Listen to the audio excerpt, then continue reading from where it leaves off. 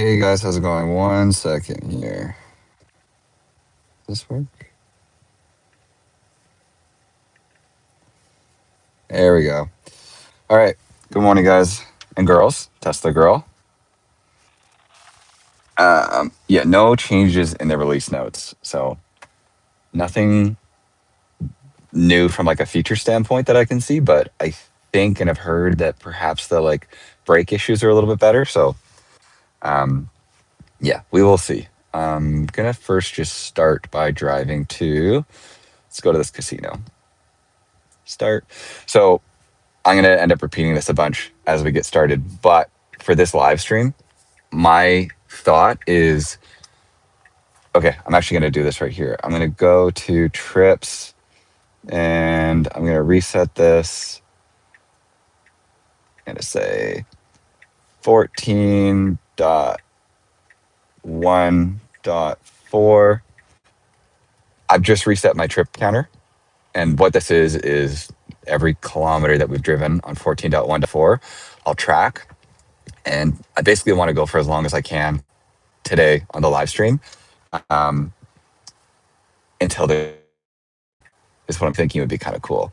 So what I'm going to count to be an intervention would be like fully disengaging over on the steering wheel to press the pedal because we're stuck a little bit or things like that. I probably won't count that. I'm going to try and say like safety critical disengagements would be what would reset this counter. So yeah.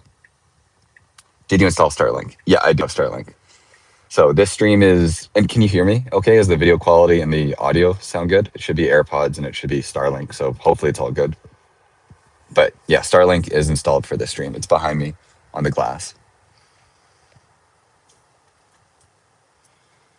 Tesla girl, did they put any new speed profiles? No, still just the same ones. I was curious if they were going to get rid of Mad Max because of the like investigations that are happening, but Mad Max is still here. So for right now, I'm on standard.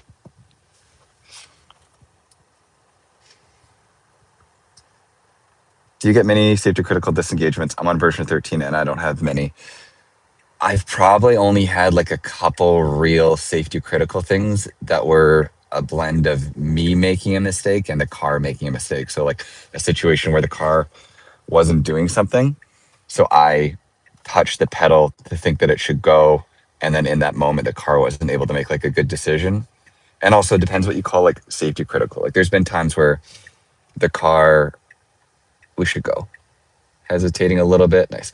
The car still will make bad issues where like it'll stay in the right turn only lane to go straight.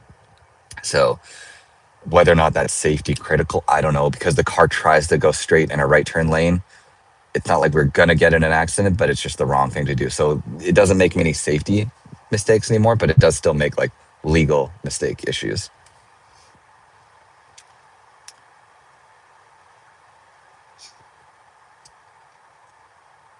Tesla talk. Cybertruck still pissing in the wind. Yeah, it's unfortunate that Cybertruck hasn't got an update yet. I'm kind of surprised. But I think their goal was by the end of the month. It's the 26th now, so maybe they'll have something in the next week here. Would be really nice. We'll see what happens.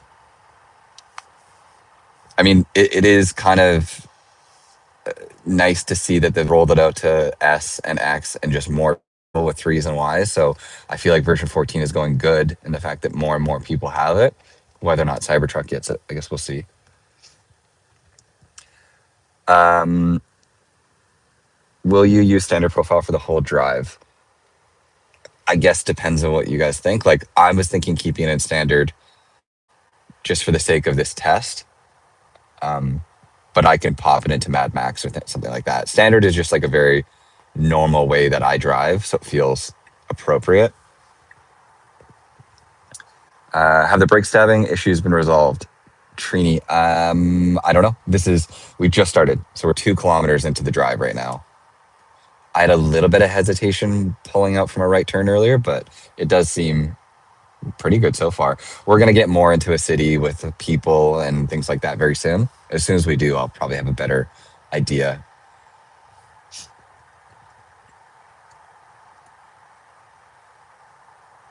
I think for the first drive, keeping it standard might lessen variables. Yeah, I agree. I think standard is a pretty like relaxed way for the car to drive, although not painfully slow like chill or sloth. So for as long as I can, I'll keep it in standard. I might have to get out of the car. There's a bunch of pine needles on the car last night, and you can see these like tracks are pine needles stuck in the windshield wipers. So there's hopefully it's not too annoying, but there are spots where like there's like a smudge. Maybe when we stop. But overall, this feels very smooth. Version 14 has felt very smooth for the most part, other than when there are brake issues. This version is very, very, very good. So yeah, we'll see. We'll see how it goes though, because the brake sensitivity problems are definitely they take away from the polish that otherwise is an incredible version because it feels so good to drive around in version 14, but then when the car randomly like slams on the brakes or makes a mistake like that, then it does get frustrating to use. Okay, we should go. Nice job. Really good job. After this, so we're about to go to a casino parking lot.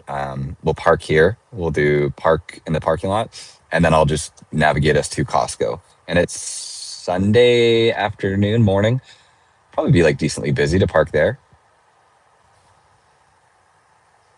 Did you bring your mug with you? Yeah, I have a mug with me. So actually, for those of you that didn't see Chuck's video this morning, he was doing a test video and driving around holding a mug.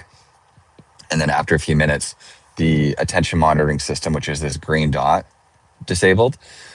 I think that's so basically before in version 13, if you, I don't have a phone because the phone is the live stream thing.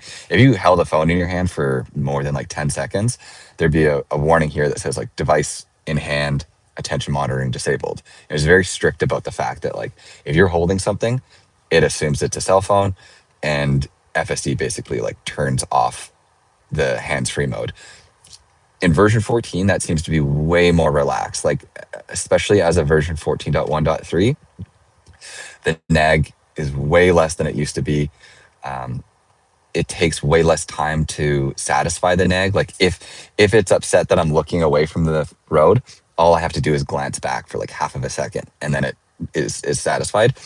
But I do think if you hold a phone or in Chuck's case, like a coffee cup for too long, like several minutes too long, then it will say hands-free mode off, and it won't turn back on until you put the mug or phone away. So I was going to test that today, but we're about to park, so I'll do it when we get on our way to our next spot. I'll do my best to read chat, but from a safety standpoint, I really only can do it when we park. So I'll just talk to you guys until then. Nice job here at the four-way stop, though. And we're doing a destination park right now, so we will see what happens. Park anywhere here.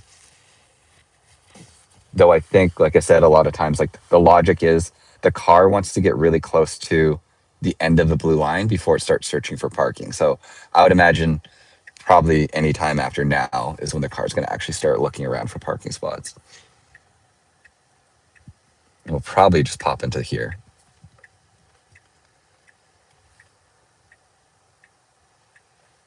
Okay, it's going to go in here. Sure. These are all handicap spots. The car doesn't know that, so there's a very real chance we're going to park here. Yeah. So unfortunately, still 14.1.4 doesn't understand handicap parking. Listening to the earnings call, clearly like parking lot behavior is something they're working on in a big way. So I wasn't expecting improvement for this right now, but as you can see, the car will gladly still park in a handicap spot. I'm just going to move those pine needles 1 second.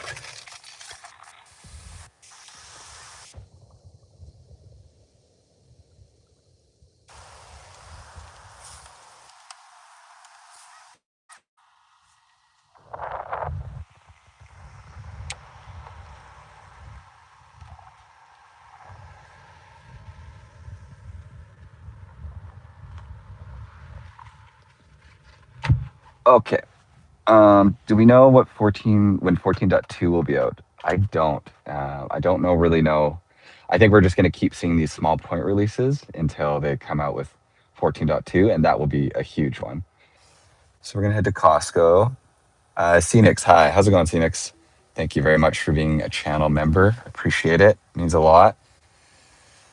Okay, nice job. So the thing that's interesting, I don't know if you guys could have just saw that, but FSD started backing out, and then it gave that red alert to as like cross traffic warning.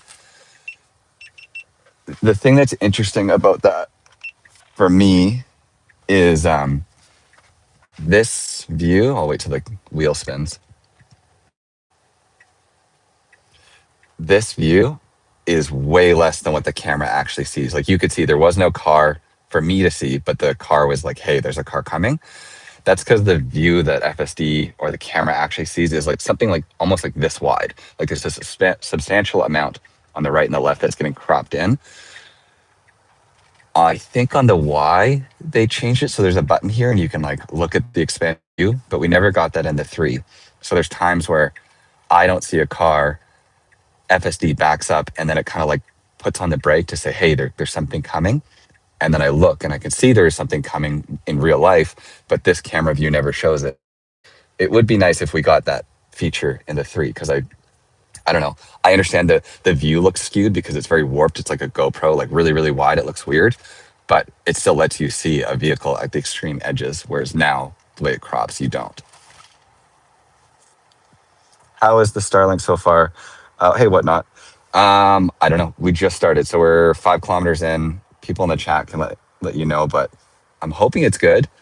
I know obviously Starlink will fail if we go underground or in a really like treed area, but I'm hoping for like this kind of an area that Starlink does well. Fingers crossed. We're going to Costco right now. We're gonna park, and then we'll see what happens. I'm gonna put straight away. I'm just gonna have it go to try and park here.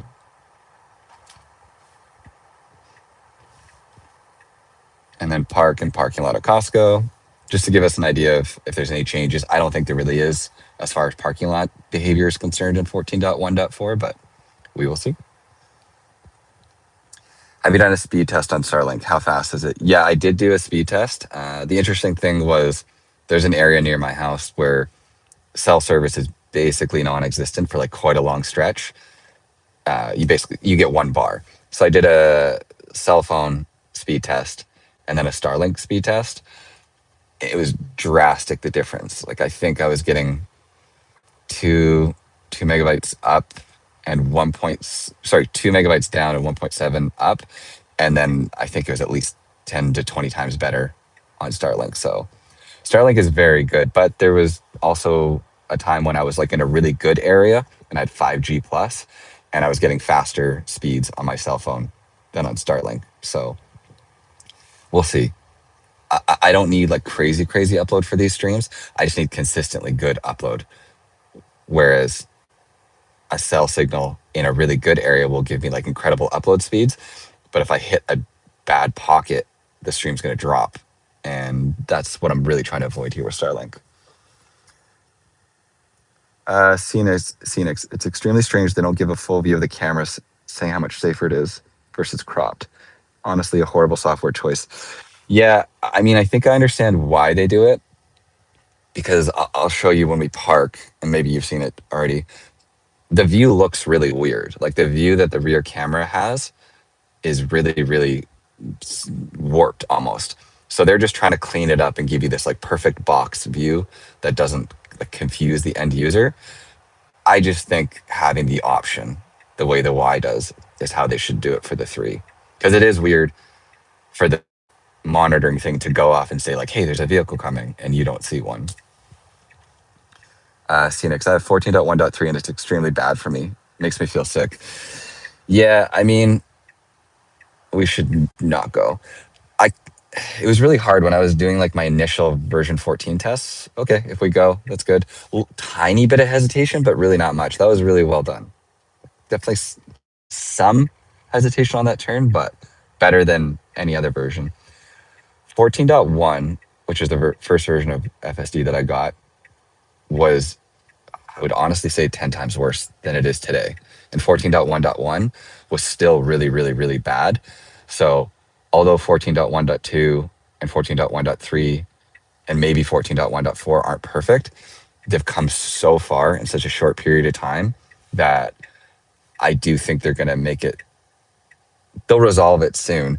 But it was hard. Like when I was giving my review, I felt like I was being too cynical and too negative, and people were getting mad at me for like gatekeeping full self-driving. And I wasn't wanting to keep people away from using it. This is really good, by the way. It's just what you said. Like, I think the average person using version 14 won't enjoy themselves because a hard, unexpected brake feels really uncomfortable when the car does it.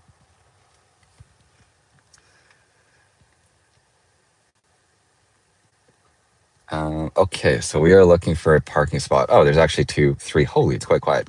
Okay, never mind. I thought it'd be busier here. This was an easy one for FSD. So we're just going to back into this. For anybody asking, back in parking and pull in parking to me feels about 50-50. I wish that you could apply logic and say, like, I'm at Costco, only pull in park. Because at Costco, if you see everybody pulls in here because you load your trunk from the back. I mean, those people are backed in, I guess, but most people would pull in. That was good. Nice job. Let me go into software. No. Yeah. Where is it? Holy.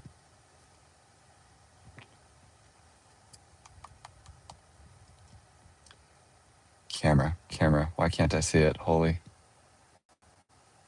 Camera visibility. This will show you what I'm talking about. Oh no, where is it? Camera preview. Okay, so this is for anybody that hasn't seen this before. Rear view. So see, this is what the bumper camera sees.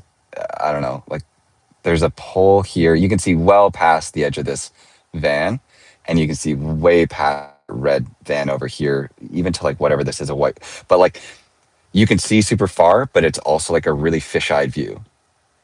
Okay, and compare that with what we actually see in the backup camera. So the backup camera sees to like just past the front tire on this van and just past the front tire on this other vehicle. Again, we'll go back. This is where the thing cuts off. So all of this is bonus that you don't get to see because Tesla's cutting it off and cutting it off in favor of it being like a simpler view. So yeah, very fisheye, like backup camera actual preview. So FSD is actually reacting based on this information, but we only see this information. Tire pressure a little low. Is it? No, 38. Tire pressure I think is okay. Recommended 42. It's quite cold, I think is why it's a little on the lower side. Okay, so I'm going to get out of here. Let's go to... Let's go park at Tesla. On the way. Is there anything that I'm missing in the stream? Hello from Germany. Hey, Mr. Tech Freak, how's it going? Anything? Stream's all good. Okay, I'm starting the drive. So I'm starting FSD, but this person's walking in front of us. We're still just going to wait for them. Really good job. For people just joining, what I'm doing is I'm testing 14.1.4, but something I'm curious to see how long.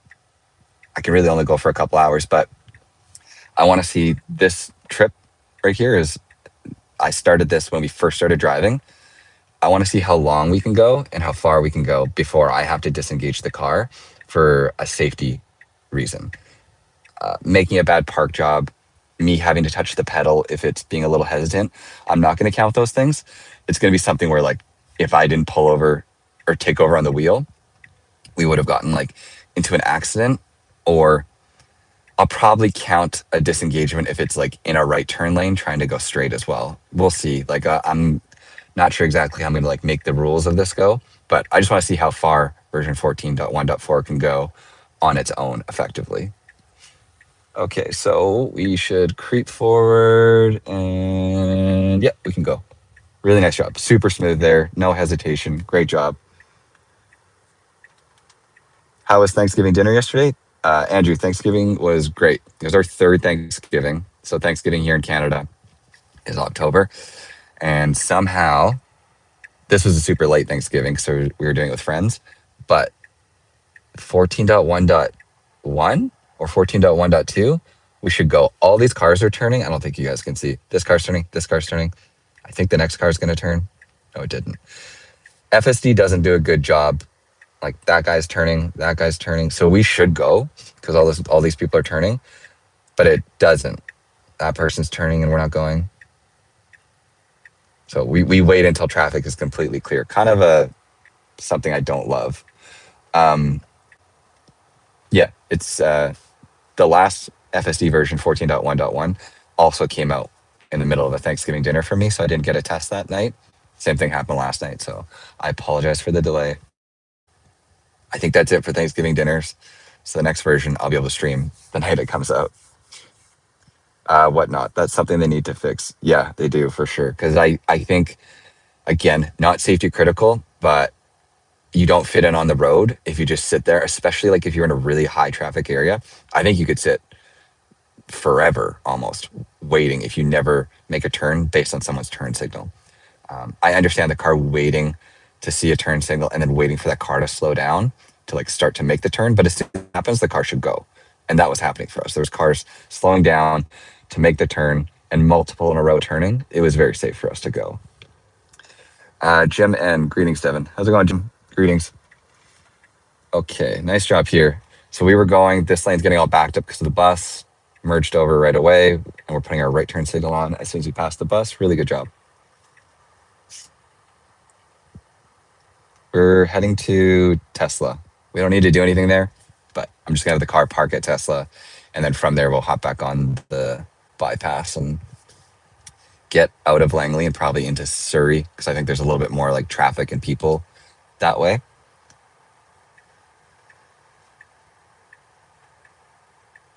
Whatnot. The car in front of you is what I have right now. That's fun. Yeah, and you get a Juniper in December. That's cool. I figured he didn't go live because of the Jays game. The Jays game definitely played a bit of a part in it, but I would have gone live after the little bit of a break there. Not terrible, but not like what I would call a brake stab, but the car like came around the corner and wanted to like keep momentum. And because of this car, we had like a small hesitation. It wasn't bad though. Yeah, no, I would have gone live after the Jays game, but like I said, we were just with friends later than I expected last night.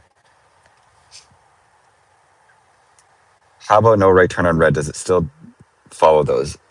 I don't know the answer to that question. So Howl's Wolf, I'll say that like sometimes the car nails that. Sometimes the car gets up to a gets up to a red light, and if there is no sign, it will almost always try to turn right on red, which is great, as it should.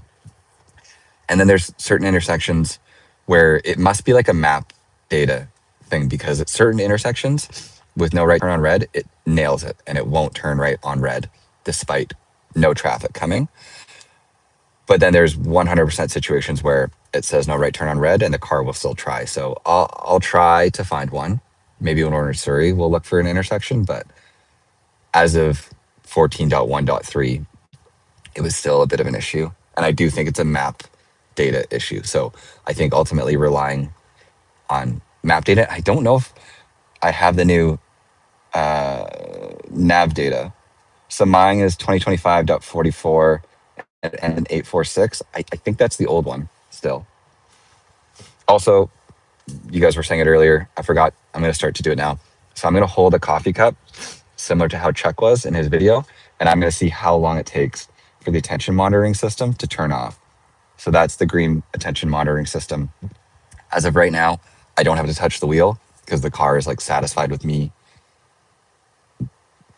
paying attention. I think if I hold this for long enough, I think we're going to get a warning and I think I'll have to start touching the wheel. And I don't think the attention monitoring system will re-enable until I put the coffee cup down. But I'm also realizing I'm starting this 2 minutes from Tesla. So we might not actually get to do this until after we leave. And I'm holding it, I don't know if you guys can see, but I'm holding it quite high to make it obvious that I'm holding something in my hand. Just to give the best chance at the car being upset about me holding something. Because I do think in version 14, the nag system has changed. It's a lot more relaxed about you. I'm not advocating or using your phone while driving, but I will say you can use your phone a lot more in version 14 than you ever could in version 13. Okay, so park in the parking lot. What are we going to do here? We're about to see, I'm almost certain that the car doesn't understand. Oh, these are all tight parking spots. Is it going to do that? Oh, no. Okay. I don't know where it's going. This Y, or whatever this is, X, is like over the line.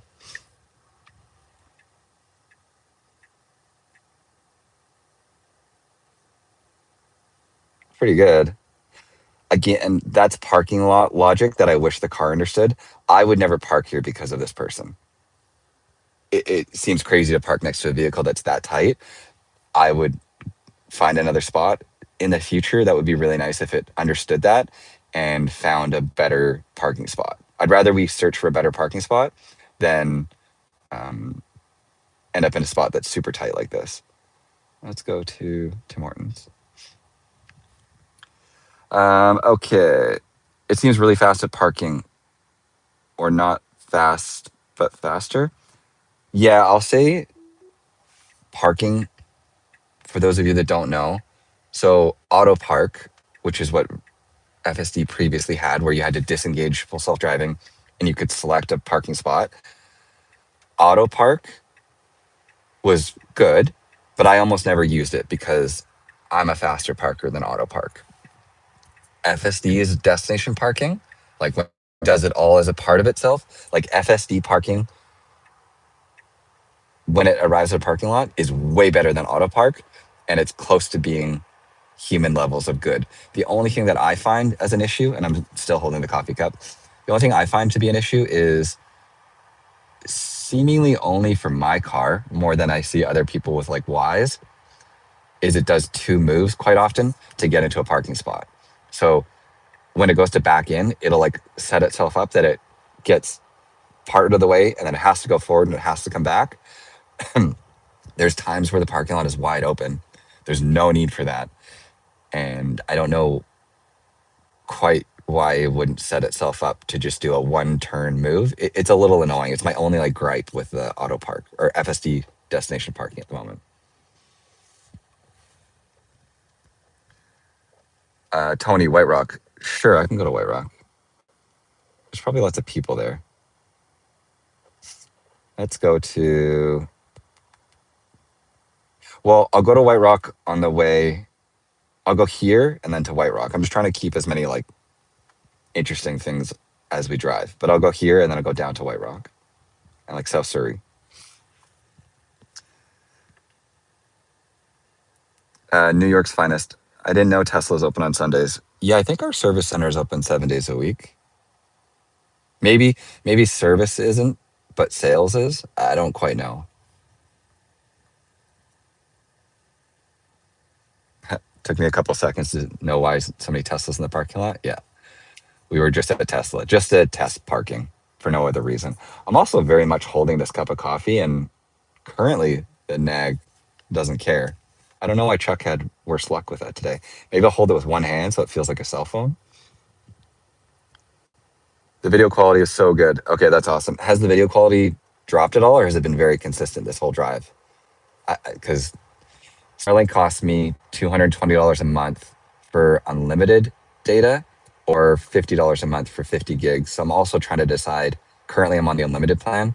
I'm trying to understand if I need unlimited or 50 gigs. So I'll see after this month how much data I've used. But it's quite a bit more expensive than just like streaming from my phone. But if it makes these streams more enjoyable, I'll gladly pay for it. Consistent, nice. Very consistent. It dropped when it was under overpass. Oh, it's that finicky, hey?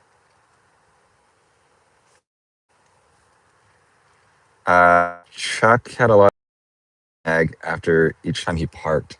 Yeah, I didn't watch Chuck's video yet this morning. And like I said, that's why I'm trying the coffee cup thing, because I just saw him talking about that before I hopped in the car. So I haven't had any nag issues so far. Like I said, it's hard because you guys can't see my face, but I'm gonna look, I'm gonna look down at this cup, and then I'll try to say like, I think there's a delay though. You're gonna see my hand. So I'm gonna go like this when I look back up at the road, and you'll see how fast the pay attention to the road goes away, which it never used to. Like before, when this nag came up, we have to be moving though, so I'll wait till after this light. Previously, like when it'd say like please pay attention to the road, you had to like look up at the road for several seconds before that warning went away. And now it's like instant. So once we pass this light, I'll test. Uh Mr. Tech Freak. Okay, now bitrate dropped. Oh shoot. I like the camera angle. Okay, that's good. I have two GoPros because I'm just trying to film like regular content, and then the phone is kind of like off to the side. It was the best angle I feel like I could get, where showing the pedals, the wheel, the screen, and as much of the outside as possible. So I'm hoping as well on Tuesday. We'll see how it goes, but on Tuesday I'm gonna try a completely different setup where I'm using Streamlabs, which is like OBS. And I think I'll be able to do these live streams, two GoPros, where you're seeing like me from that one and a GoPro as the main one while we drive. So I won't use my phone anymore. It'll all be like done through my laptop. I don't know. I spent like a day trying to learn Streamlabs because I've never really done it before, and it seemed very frustrating. But I think if I can get it working, it would make these videos a lot better for quality and for everything for you guys watching. The bitrate is much worse now. Oh no. Oh no. That's too bad. I mean, it's crazy because to me, we're in a very wide open area. I don't see why it would be worse. JT, your voice is cutting out and going more. Uh-oh. I was just trying to say how good Starlink is. Use OBS instead of Streamlabs? Oh, okay. Thanks for that. I've used OBS in the past, so to me that makes more sense. Streamlabs just seemed like the software you would use because it seemed pretty like user friendly. But I'll check out OBS instead. Seems like Starlink is not ideal. Yeah, it's cutting out. Scenics bitrate is fine for me. Huh. Oh, a little bit of brake hesitation there.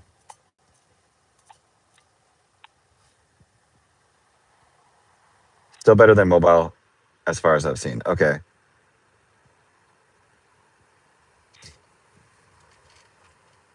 Oh, we're driving now, so I can show you. Okay, so I'm going to look down away from the screen, phone, whatever, road. Still paying attention, but just to try and show you how fast, again, my finger is going to go up when I look back, and you're going to see basically as I do that, as my finger goes up, I bet this warning is going to go away. So I'm going to look down away, waiting for the warning to come up.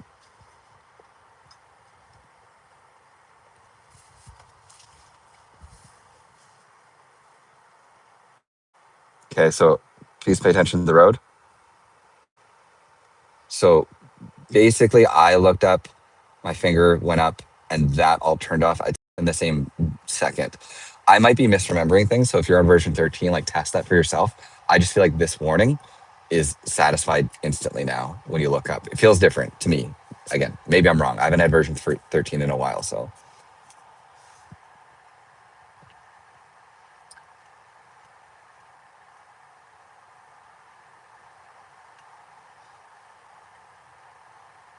Scenics, I went back 30 seconds. I wonder if getting the same feed. I can't see a world where it would make sense where for some of you it's working great and for some of you it isn't.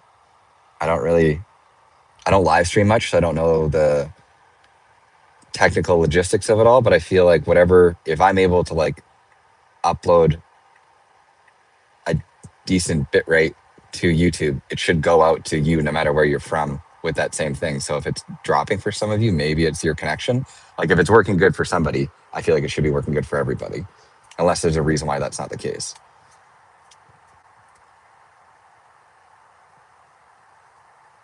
Uh-oh, you froze. Uh-oh.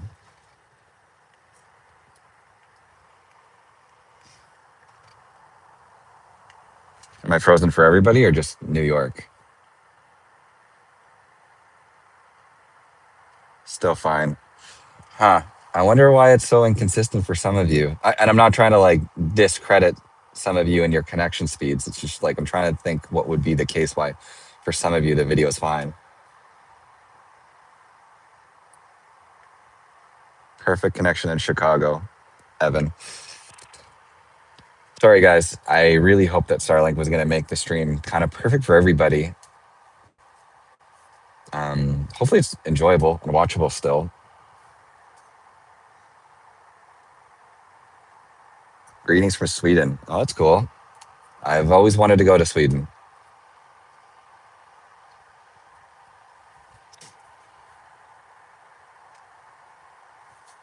Good connection in California. I think we're going to California next month to Joshua Tree. I'm like looking forward to that for my birthday.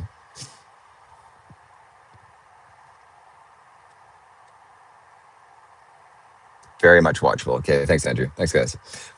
To talk about the car, it's doing perfectly fine, which is that's always been like my worry is that FSD is going to get so good that it's going to be hard to make these videos because we're getting so close to higher drives being effectively both at this point because the car is just doing so good. I don't know who's going to want to watch the car just drive perfectly after a while. I think we could go. Nice. So we're parking at Tim Hortons. I don't even know where it is in here.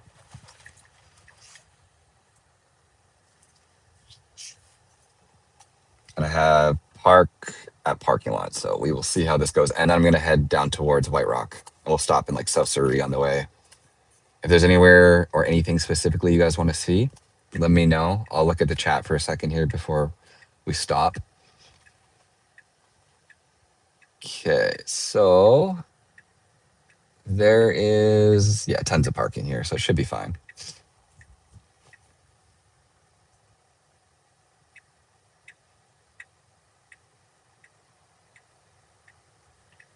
Okay, it looks like it's going to nose and park right here.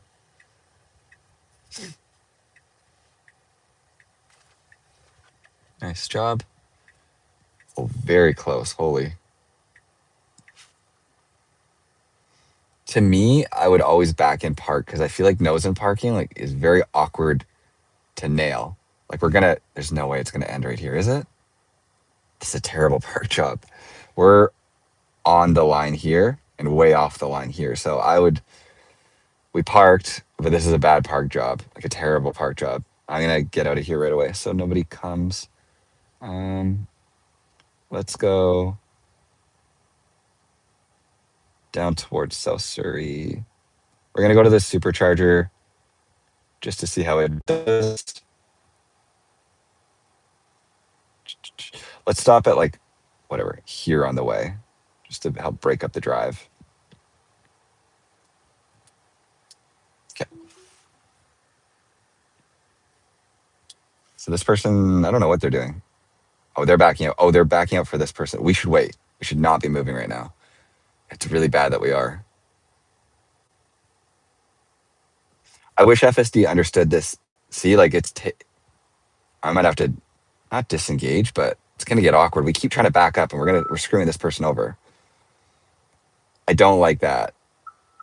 And then we're not letting this person get into their spot. We're being very aggressive, which it's hard. Like I want FSD to be aggressive, but I also think that it could be polite and wait. Because now this person wants to repark, probably. I'm sure they don't want to be like in two spots. Yeah, that's a hard one.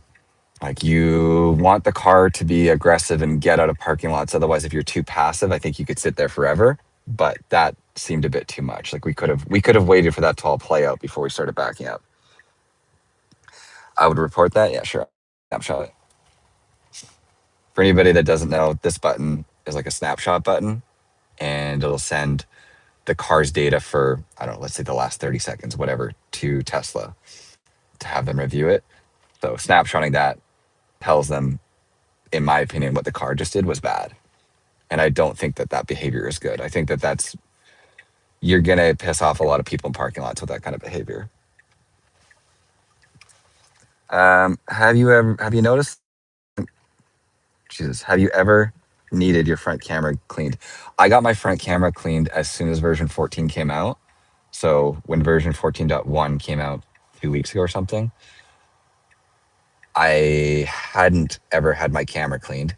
And then someone from Tesla AI sent me a DM, and it was like a photo of this screen's preview because he was looking at it, and he basically said, "Go clean your front camera." Like, I think maybe some of the braking issues you're having are due to your front camera. So I booked a thing with Tesla service. I went into Tesla service, and they got it cleaned for me that day. So yes, I have gotten it cleaned, but I do think that that isn't necessarily what was causing a bunch of the brake issues, because I think everybody was kind of having brake issues on early versions of version 14.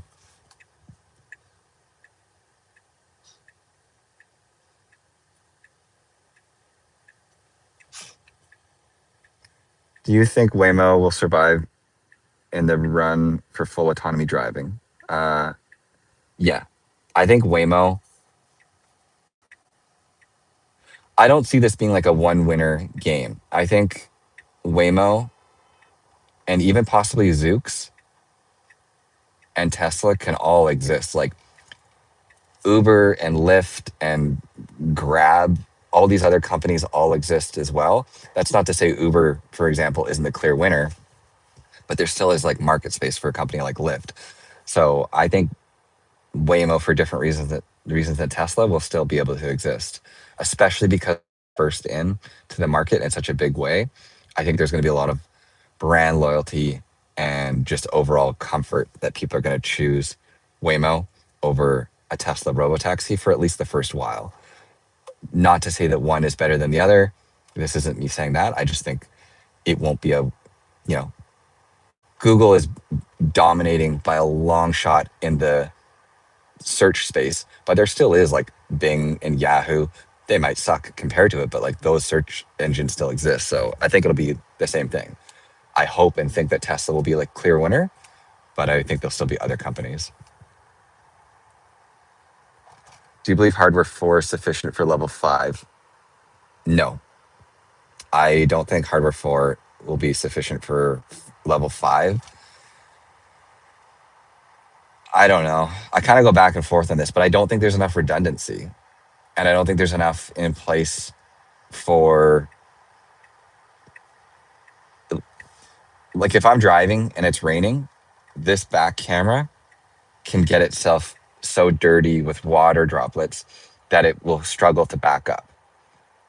And in a Waymo, its solution is that all of these cameras can clean themselves. There's like wipers on every single camera and ways for each camera to like basically get themselves out of trouble. The only camera that can currently clean itself for me in my car is this front camera. It can run the wiper blades and clean. To me, that alone tells me that you're going to struggle with level 5 autonomy if there's no way, like I said, for it to get itself out of a bind. I don't know. I could be wrong. And I'm not trying to like discredit Tesla for what they're doing. It just seems crazy to me that you wouldn't build that into the system, that the car could help itself in that situation. So we'll see. I don't know. I'd love to be wrong, but that's just my kind of like honest opinion. I also think that there would need to be two. I think I'm going to word this weird. I think there need to be two. So there's a computer that's like running all this, but then like the full self-driving computer sits over there, is my understanding, by like the dash. And I think there's just one. I think there's one board that runs like two instances or something. So like there's some amount of redundancy, but it's not like a fully redundant system. And I also think to be level 5, you would need like a fully redundant, like you'd need two AI 5 chips running in parallel to be like fully level 5. But again, I don't know. The laws are, this world is like ever changing and doing so so quickly. So like maybe so long as there's a full level, like a full chip that can run the car, and if that fails, there's like maybe some like baby version that can just like get the car off of the road and parked. And from a safety standpoint, that's enough. Because if that satisfies it, sure. But I just worry that like you're cruising down the highway or the car's doing it on its own, and then something happens and there's a malfunction with the chip. It's, to me, pretty wild that there's just like one fail safe that has to happen and then the car doesn't work. Like I think in aviation, everything is redundant. Like there's basically two of everything, and I think that that would have to happen in this car. Scenics 499. Let me look in 2 seconds. The Juniper, which I have water drops off now so it doesn't block it anymore. Yeah, and again, each car changes so much. So, you know, what I'm saying is only true about my car. My car doesn't have a front bumper camera, and my car's back camera is currently gets like full with water. It's same with the repeater cameras, even at times. Like these cameras can get like quite full with water. So maybe they fixed it in the Juniper, and maybe that car is going to be like that's the car they're using for road taxi. That's clearly the car they have like a lot more like faith in. And then who knows what they do with the cyber cab. My whole thing is clearly I think FSD is incredible, and I think what Tesla is doing is phenomenal. I just also try to be a little bit realistic about the situation, and just imagining a world of full autonomy future. I don't think that this car could do that. I don't know. But again, prove me wrong. I'd love to be. I don't. I'd be happy to be wrong because it would be a better thing for Tesla.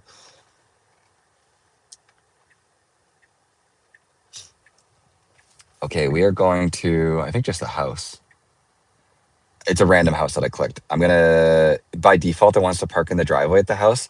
I don't know this human, and I don't really want to park in their driveway. So I'll just say park on the street near the house. By the way, zero brake stabs, super smooth.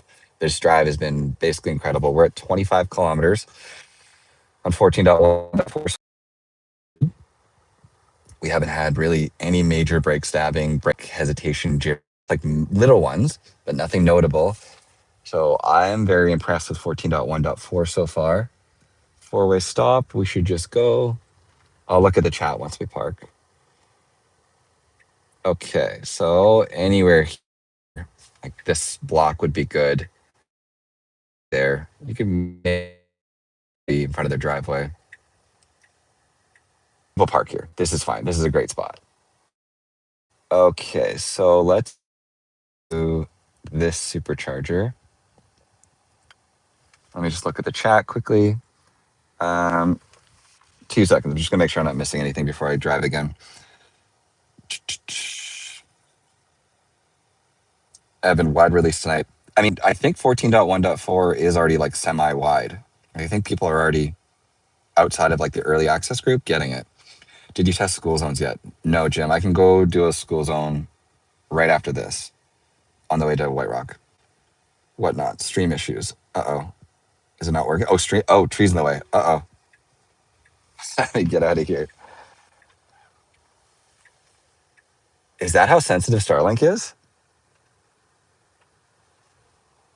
So is it going to be better if you can even hear me? Like, is Starlink better now because we're away from the trees and just these little bit of trees is enough to like upset the... Yeah, it's kind of poopy. Wow. It's interesting how sensitive Starlink is. I mean, there's trees, but it's not like we're in like the rainforest right now. I would have hoped that it would do better in this kind of a scenario. Every time you pass a tree, wow. Hmm. Yeah, yeah, I'm gonna report that. Hopefully you guys saw that. So we definitely slammed on the brakes there for I think a leaf, and I think it misunderstood that leaf, thinking it was like an animal or something.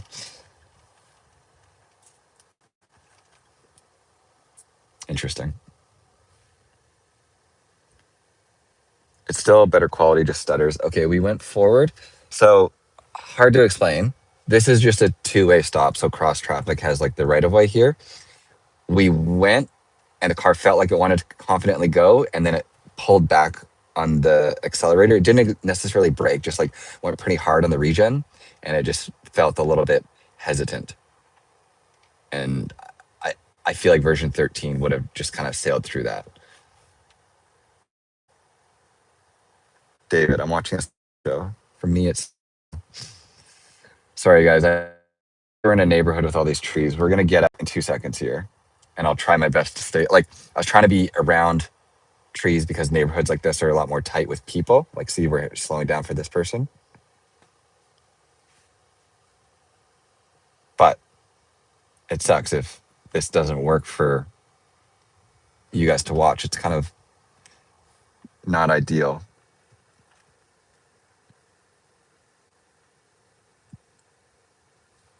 Okay, so we should go hesitating. Okay, nice job.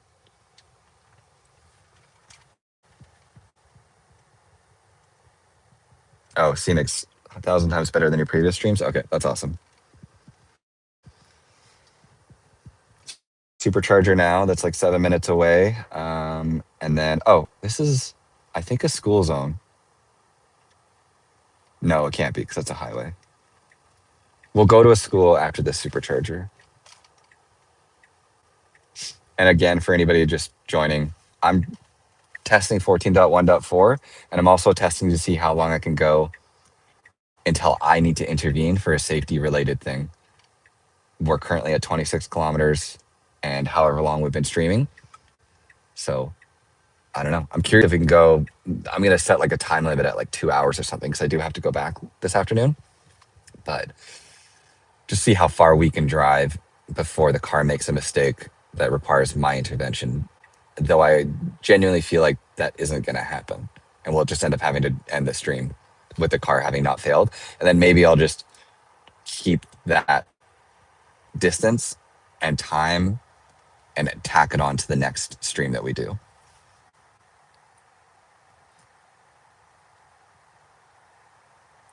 Have you ever seen road rage from how FSD drives? Yeah. Not in a while, but how FSD interacts with stop signs definitely bothers people. Like your average human driver doesn't stop at a stop sign. This is the way that FSD does. So I'll be honest, if I'm not streaming or making a video, I'll almost always have my foot near the pedal and use the pedal to go through an intersection when we're driving with FSD, because coming to a slow, full stop, stopping, waiting, I understand that it's safe. It's just weird.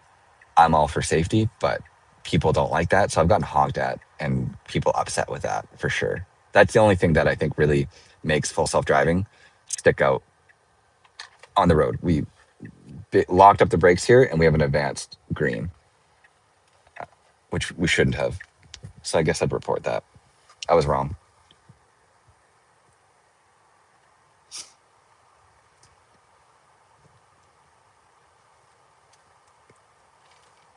So we're still in standard. It's hard. So I'm pretty comfortable with how standard drives 99% of the time.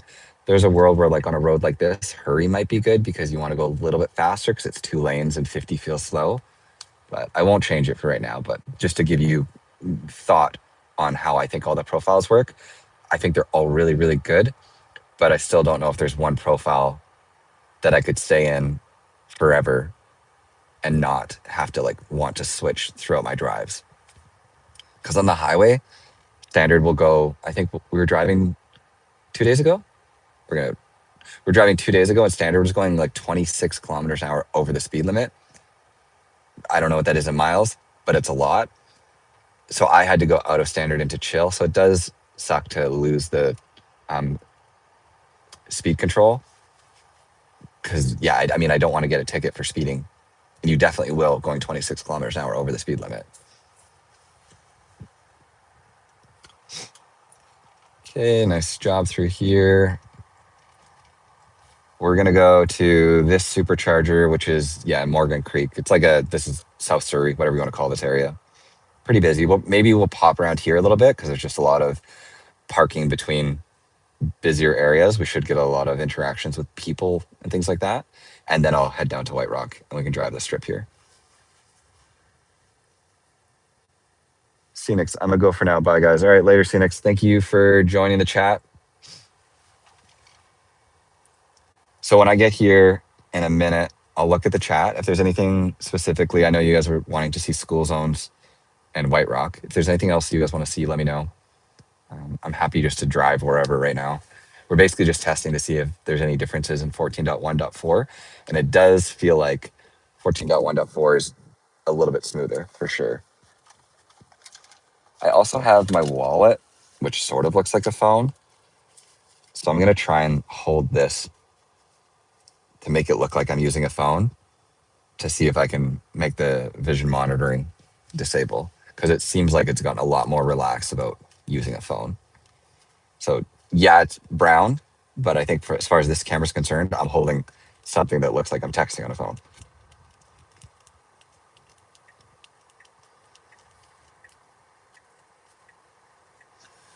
Fred, do you miss FSD version 13? No. Like, I think version 14 is so much more impressive technically and from a safety standpoint that I'm happy to deal with like the jitters and imperfections that version 14 has. But I still wouldn't recommend, if my mom owned a Tesla, I would tell her to keep version 13. That's kind of where I would put it at, right? If you're somebody that's okay with the quirks that version 14 has, mainly being like hesitation around pedestrians and cars, yeah, download version 14. But if you want like a perfectly smooth drive that does exactly what you're expecting, and for most people that have been using FSD for a while now, people know what to expect from version 13, keep version 13. Like your ride will be smoother with version 13. But that's not to say it's going to be safer, because I think version 14 is so safe now. I'm going to put this away so this cop doesn't think I'm texting. Version 14 is just so refined and so impressive in what it's doing. Like it is able to stop if anything is ahead of it on the road that version 13 never would. So yeah. And features like this are super cool. Take some like random brake jittering and hesitation in favor of we're destination parking at a supercharger. And I haven't touched the wheel in 30 kilometers and in over an hour because the car can go door to door with a push of a button. So for me, the trade-off is worth it. But if your mom has it, if your mom has a Tesla, don't install it for her. Sacrificing safety for smoothness is dumb, in my opinion. Sacrificing safety for smoothness. Yeah, so I guess my logic to that would be, sorry, I'm just going to navigate so we stop preconditioning. I think there's people like a parent or like a mom that won't use FSD if it's doing something that makes them feel uncomfortable. So although version 14 is safer, if someone's using FSD and like the brakes are slamming on randomly, they're just going to drive themselves, which then becomes they're not using FSD at all, which is why I think although version 14 is safer, there are people that won't use version 14 and would rather use 13 that should stay on 13. Does that make sense? I get what you're saying though. So we're going to go to this elementary school.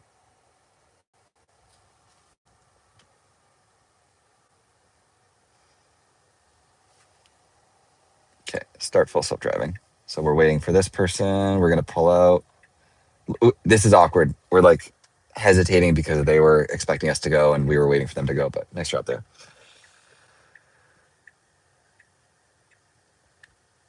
Okay. I will, in 5 minutes when we get to the school, I'll read the chat a little bit more. I just didn't want to sit there preconditioning the battery. So we're heading to a school. The school is technically closed. So although it definitely isn't the case right now, in the future, when FSD understands school zones, I would hope that right now, because in BC at least, our school zones are, I think it's just Monday to Friday. What's happening with the trip planner? Holy, I'm so glad we didn't do that. School zones here are Monday to Friday, 8 to 5 or something. Whoa, oh, we're U-turning. Oh God, this is wrong. I didn't even realize that we were gonna do that. We're gonna do all this? Holy, that's so stupid. We should have just gone left and gone this way, and instead we're actually doing all this. We're U-turning once here. We're U-turning once here. We're going to go through this parking lot. We're going to go here, and we're going to U-turn one more time. That's wild. Okay, I'm going to, I guess, report that. Again, in Canada, U-turns are illegal, and there's a police officer right there. Fuck. So do I have to disengage? Like, if he sees me U-turn, can I go here? Stop the U-turn? No. Oh, God, we're U-turning. I'm hoping this cop doesn't see it.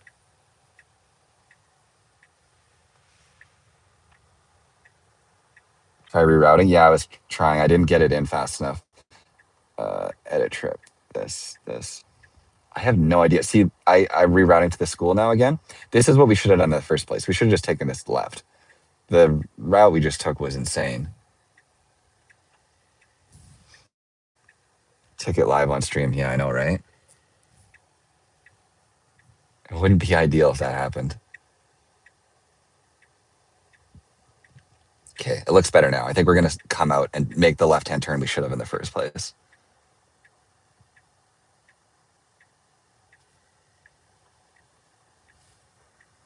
Okay, nice job. We're waiting for this person. Really smooth overall through the parking lot. Like very, very, very confident and intelligent about his decision making. So really good job here.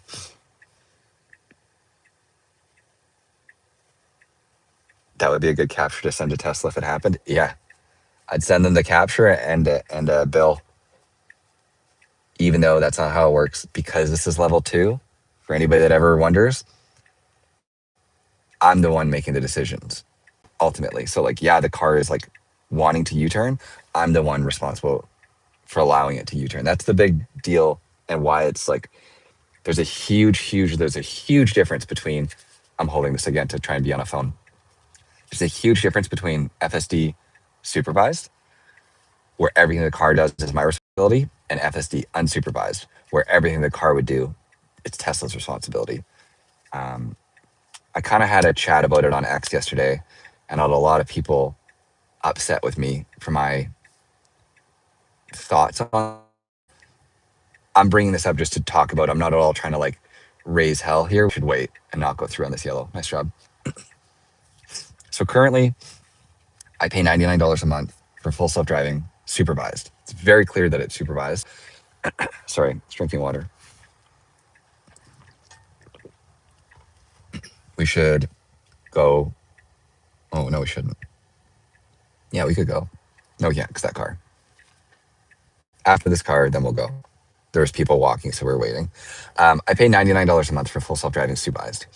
I think in the future, when Tesla figures out autonomy and there's full self-driving unsupervised, I think the monthly price is going to skyrocket. There's no way you're going to get full self-driving unsupervised for $99 a month. It's going to cost Tesla way too much money and liability for them to retain the price of $99 a month. The other thing that people really didn't like that I said, you can check this for yourself. Go to Tesla's website right now and go to like the full self-driving page, the page where you learn about full self-driving before you would buy it. On that page, and when you go to self-driving, it again is really, really clear that the software you're buying, this is as of today. People prior to April 2024, this was way different. But as of today, if you go to that site and go in to buy it, it's clear that what you're buying is full self-driving supervised. It says the word supervised on that page 101 times. There's zero promise and zero mention of a future or a world where that piece of $11,000 software ever becomes unsupervised. Could it happen? Perhaps, but I don't see the precedent for that. Like, you're buying full self-driving supervised, and there isn't any word of unsupervised. So why, when it goes unsupervised, would you get that for free? Because again, for it to go unsupervised is going to cost Tesla a ton of money. So I don't know. I chatted about it on X, and like I said, people were like all over me about it. I would never buy full self-driving supervised today unless they were very clear about it being unsupervised in the future at no additional cost. The big difference here is prior to April 2024, I think you can look at it using the Wayback Machine, but prior to April 2024, that same page that now only says supervised talks about this software will become autonomous. It will be unsupervised, blah, blah, blah. So on that page, when you, all the hardware 3 people that have FSD, all the people that bought FSD prior to that, I do think you have some grounds for getting full self-driving unsupervised because when you bought it, there was the promise for it. Now that promise isn't there. So I don't know. That's my hot take. And I know people don't agree with it necessarily, but if you just use logic and think about it as a person that doesn't follow Tesla and doesn't listen to every Elon Musk earnings talk and is just buying a Tesla for the first time and looking at the page when they go to buy full self-driving, why would you think that you're going to get an upgraded version of that software for free? Right? Like Google, I have Google Home and Google just rolled out Gemini for Google Home. It's this like fancy new AI feature. The plan that I was paying for, let's say it was $10 a month, they've now added Gemini to it. That's a fancier version. It's now cost me $15 a month because why would they give me an added feature for free? They don't. They say, here's our new feature to a plan that you had. If you want it, it's $5 more a month. I'm not even going to look over at my laptop right now because I'm driving and I know there's probably just a bunch of you disagreeing with me right now.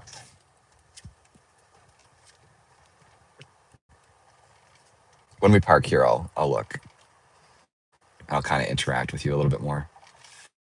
Okay, so we're driving past this school. I'm actually going to pin like here instead because I want to go through the school zone to see what the car does. So right here is the school zone coming up. You can see the yellow sign, 30.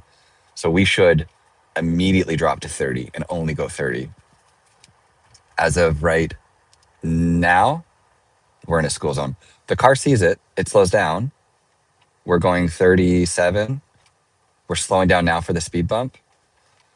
So the car definitely like recognizes the school zone, but we're going 40. This is speeding in a school zone.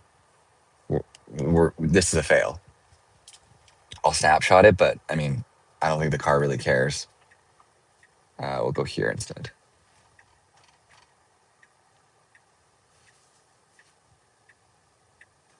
So that is to me a school zone fail, though technically not a fail because it's Sunday and there is no school. So like I said, in FSD 14.14, it is so smart that it knows days of the week and everything. It would have been fine to speed through there. We actually shouldn't even registered that it's a 30 zone. We should have saw that it's a 30, but stayed at 50. Like that would be passing, like doing that area flawlessly. On a Sunday, you would never slow down there at all. Seeing a 30 and slowing down to 38 is a fail in every way possible because it recognizes that it's a school zone, but doesn't drive appropriately. You should go not 1 kilometer an hour over the speed limit. Again, for anybody if it's saying it, I could fix it right now by going into sloth and the car would go exactly the speed limit, but I don't think you should have to manage driver profiles to have the car drive safely through a school zone. And just so people don't think I'm only hating on Tesla.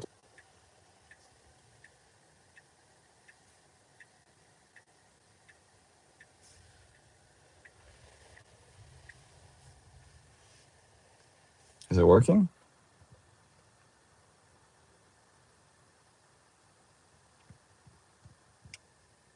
There we go. There was police around and I didn't want to touch the thing. Okay.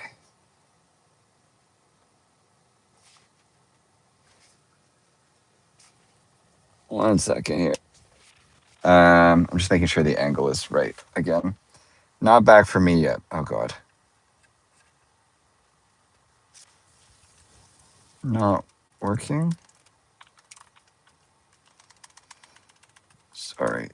Trees are dumb. 1 second, guys. Is the angle okay? Back for me. Am I using Starlink? Yeah, I am. And it's mounted here.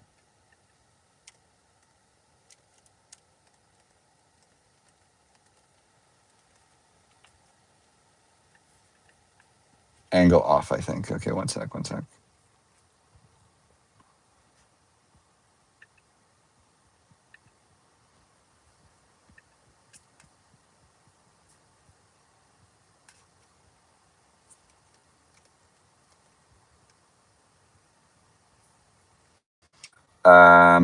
If you have Starlink on the roof, that's the problem. Too much silver. Where back window? Yeah, it's in the back. It's still fuzzy out of your windshield, but likely that's a focus issue. One sec here.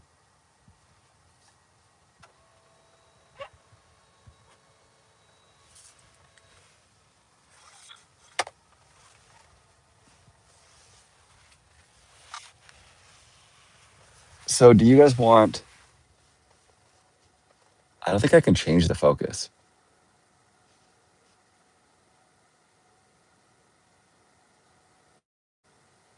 Do you want the interior to be in focus, or do you want the exterior to be in focus? Which is like ideal. I don't really think I can fix it. Um,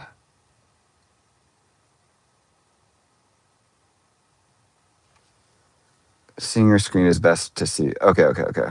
All right, angle. Seeing your best is okay. Okay, I'll leave it like this for a bit. If you hate it, we can change it after. Okay, we're gonna go to. Let's go to this hotel.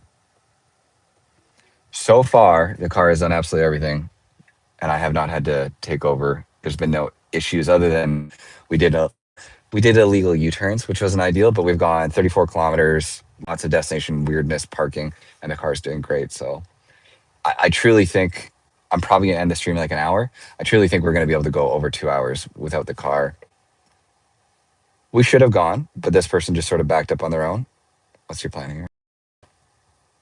I think this lady was backing out and had no idea we were here, so FSD did a good job stopping.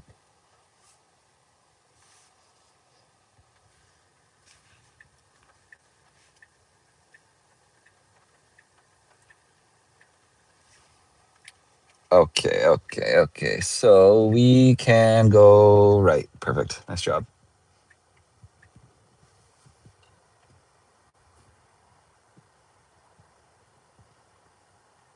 Mad Max to see if they lowered speeding. Sure. This is kind of the worst place to test Mad Max because it's very like White Rock is like a sleepy, slow town. So let's test Mad Max on the way out of here. This would be. I don't want to speed a lot because there's a lot of like slow traffic, old people. No offense, and pedestrians. It's like a little retirement community.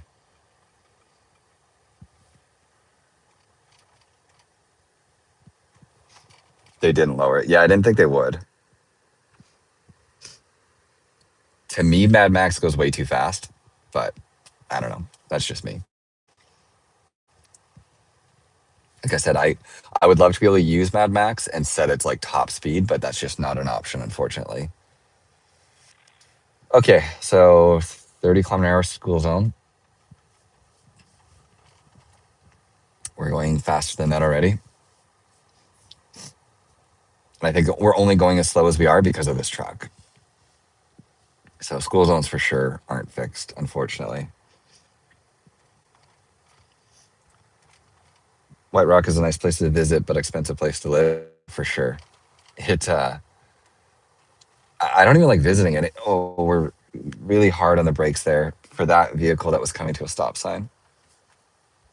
So I snapshotted that.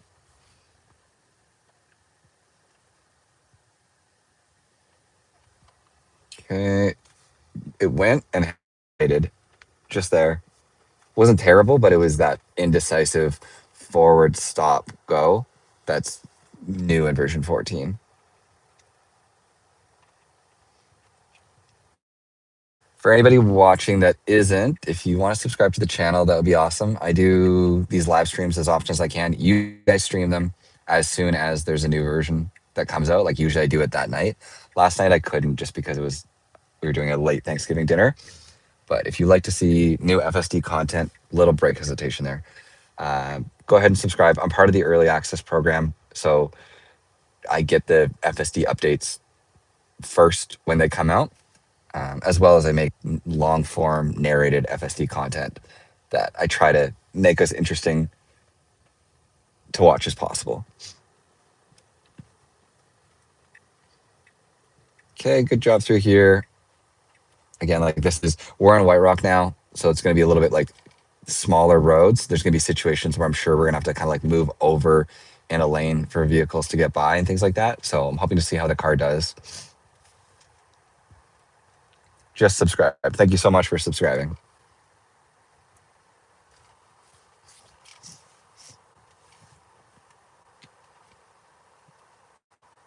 And when we park here at the hotel, oh, little brake hesitation there.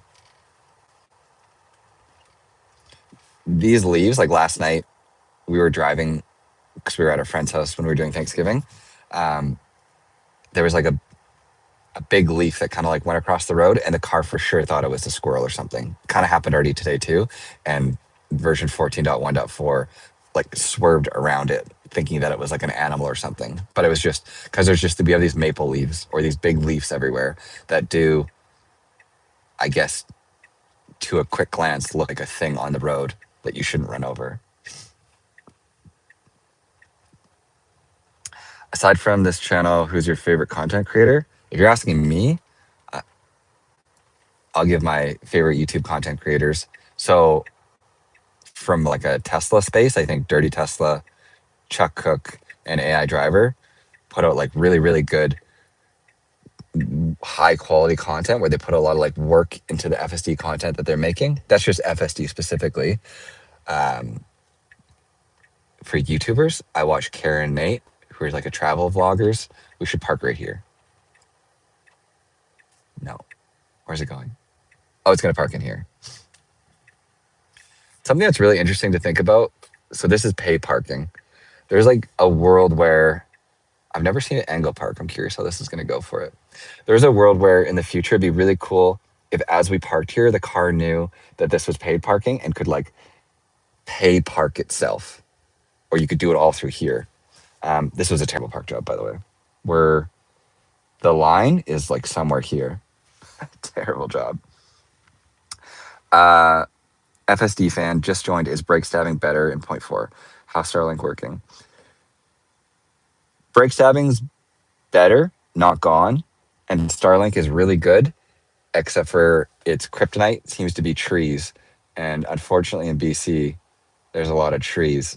So there's definitely been a few issues where I finished a drive underneath a tree. Okay, I'm trying to go here the whole time. I wanted to stay here. Okay, I'm trying to stay on this road the whole time. I just need to be very mindful of the fact that Starlink needs like full visibility to exist. So it's been really good, but it is more finicky than the iPhone is in certain areas. Cool. Okay, so we were driving down the White Rock Promenade or whatever you call it, the pier area. It's quiet because it's kind of like a gloomy Sunday, but there usually is a lot of like pedestrians and people moving around here.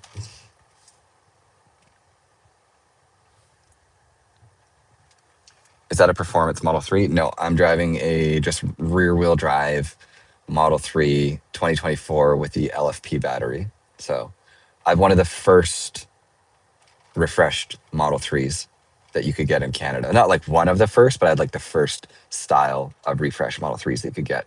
Because now you can't actually even get this car anymore because the battery is the LFP battery that comes from China. And then the tariffs were introduced. So now Canada doesn't source their cars from Shanghai, and it only takes them from Giga Berlin, and Giga Berlin doesn't do the LFP batteries, I think is exactly how it all works.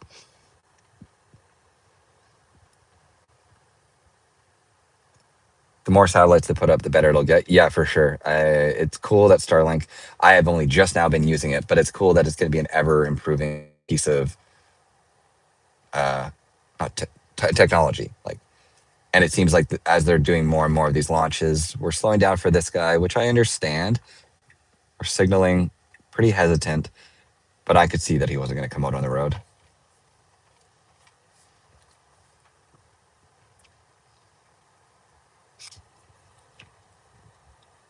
Okay, nice job, nice job.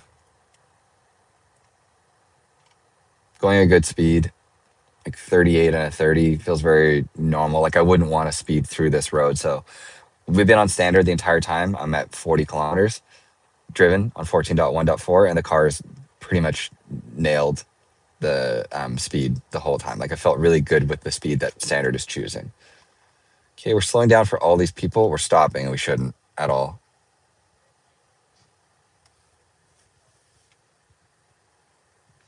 Was asking what happens if you honk while using FSD. Does it disengage? It does not. I don't want to honk right now because there's a bunch of people around, but just wait till we get somewhere quieter and I'll honk. But no, honking does not disengage FSD.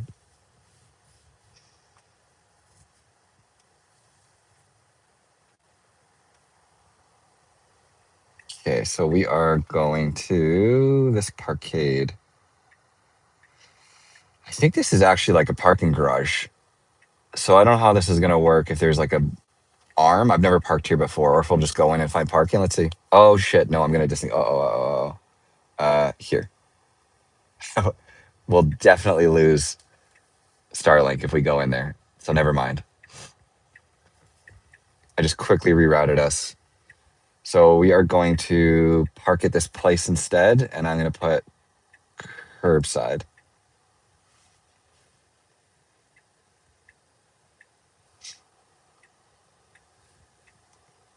So I don't think it can. I don't think there's any parking. Is there parking here? Let's see what happens here. This place on our right is where the car is going to want to be, but I don't know what it's going to do for. Oh my god, it parked right here. Okay, well this is not great because we're in the middle of the road. I'd call this a fail. I'm going to snapshot that because that's terrible. End trip. Let's go here. Start.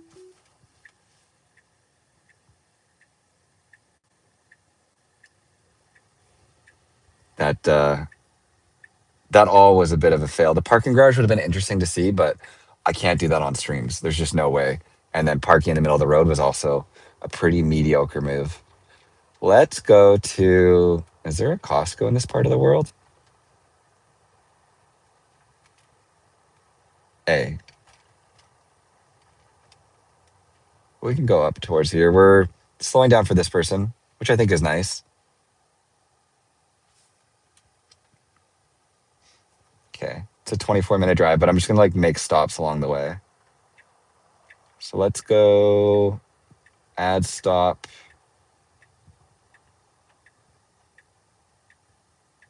Let's go here.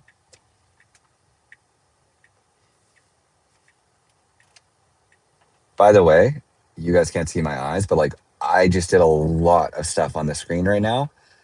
And truthfully, because we were going so slow, I didn't really look at the road. This is, I think, one of the steepest roads in BC or something, by the way. I think there's another one that's steeper. But anyways, the nag is so chill now. Like I did a lot here before it ever cared that I wasn't looking there.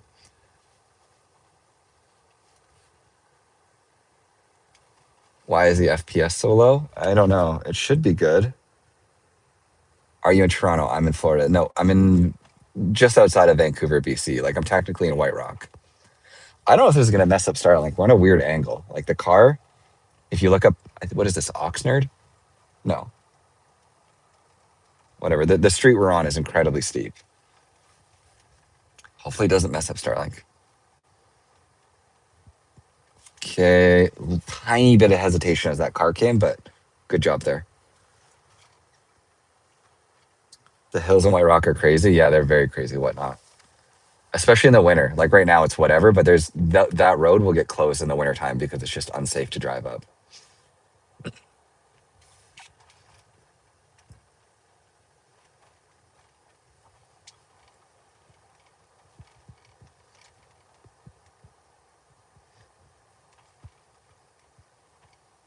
So this is the issue. don't know where we read it, but we read a 30 km/h zone a while ago, and the car, I'm almost certain the road we're not on is not a 30 zone. Maybe it is, but there's times where the car gets like stuck going slow.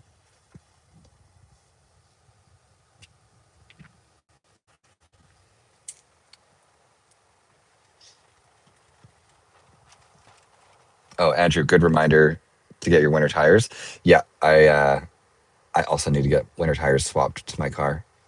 Okay, so we're now, this is the, so we're 30 km/h only on school zones. We're speeding in a school zone, but what's happening also right now is we have somebody behind us and we're going 38 in what is 50 zone.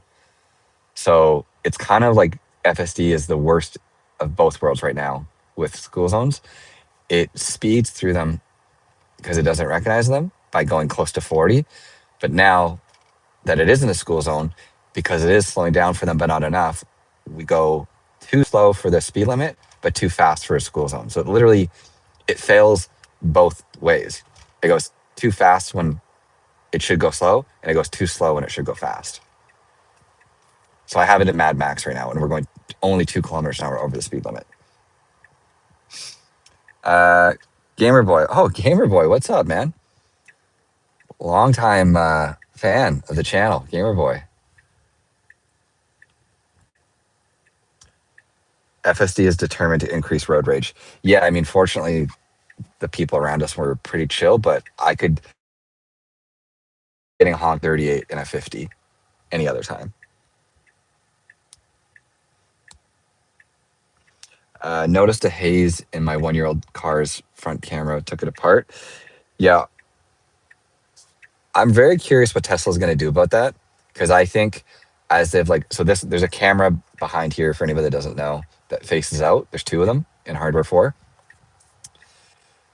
and we should go. We should like move forward and go. Okay, nice job. There's been a lot of issues where the car, it's called off gassing, or that it just gets smudgy. But basically, like this camera's view gets blocked, and you need to take apart this whole housing to clean it. And as they've turned up the sensitivity, it feels like with FSD, where the like better. We're slowing down, but we shouldn't. We're stopping for this person. Um, it seems like more and more people are having to go get their cameras cleaned because like the cameras are so much more sensitive. But I don't think that's sustainable to have everybody either pull this apart and clean it themselves or have Tesla clean it for you. And currently Tesla charges you $100 to clean it. So sure, you guys in the chat, because you're clearly like FSD fans and Tesla like fanatics, have no problem cleaning it. Again, think about your mom or your dad that has never touched a computer or understands any of this, and they're told, oh, if you want FSD to work, you have to take this apart and clean it, or you have to go spend $100 to get Tesla to clean it for you. I think that's a problem right now, and I think Tesla's going to have to address it and change the way things work. Really good job on the destination park here. Nose in park. We're a little hesitant, I think, because this guy was moving, but nice job. Quick job.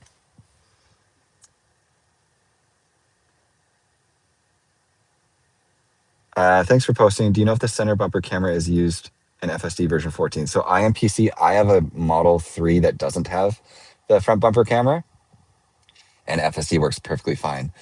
But I know like Dirty Tesla and people like that have gotten like warnings where if they cover the front bumper camera, FSD throws up a warning. So I do think to some extent, FSD version 14 currently does use the front bumper camera. I don't know what that means. I don't know if there's things that a car with the front bumper can do that mine can't, but there is seemingly a difference. Because already we've seen, I don't know if any of you guys saw it, but FSD version 14.1.3, I think was the one to introduce it. But in 14.1.3's release notes, specifically for the Model Y, if you looked at the release notes, right here, like between these two bullet points, I think, it talks about, we're hesitating for this person. It talks about how they added Basically it's called like a robo taxi wiper clean. So now the wiper blades, like if this camera thinks it's like a little bit smudged on the outside, the wiper blades will go and it'll spray water and clean only right here. So the wipers won't go the full width. They'll go and they'll like do like 3 passes really quickly over this housing on the outside. My car doesn't do that. So already there is like slight fragmentations in hardware and FSD versions within version 14 where someone with a Model Y, their FSD has slightly different features than mine. And I'm curious how much more of that will happen in the future. Oh, Jesper. Oh, hey Jesper, how's it going? Yeah, it's Y only. Yeah, it's Y only. So, like I said, like if you look at the release notes, I mean, you could just look it up online too. But it like compare Dirty Tesla or someone's release notes to like what I have on the screen right now, and you'll see like it says something about added. I forget exactly how they worded it, but it talks about the robotaxi wipe. And for me, I don't have that same release note. And if I press and hold to clean, the car will never ever do that movement. And it was either Ashok or somebody else that said the ECU, like the motor that runs the wipers in the Y is different and they're able to program it differently. So they're able to like achieve that in the Y. And they didn't say whether or not the 3 would get it. Maybe you should take 14.1.4 and send it to me instead. If there was any way for me to throw this in a zip file and send it over to you, Jesper, I would. I am so sad that you still don't have version 14. It's pretty wild to me.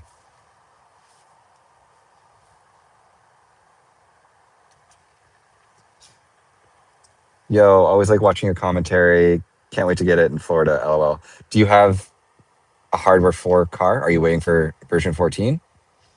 I'm curious. Like, I know a lot more people have a version 14 now, but I wonder what percentage of the fleet of FSD subscribed hardware 4 vehicles have version 14. I'd be really really interested to know that number.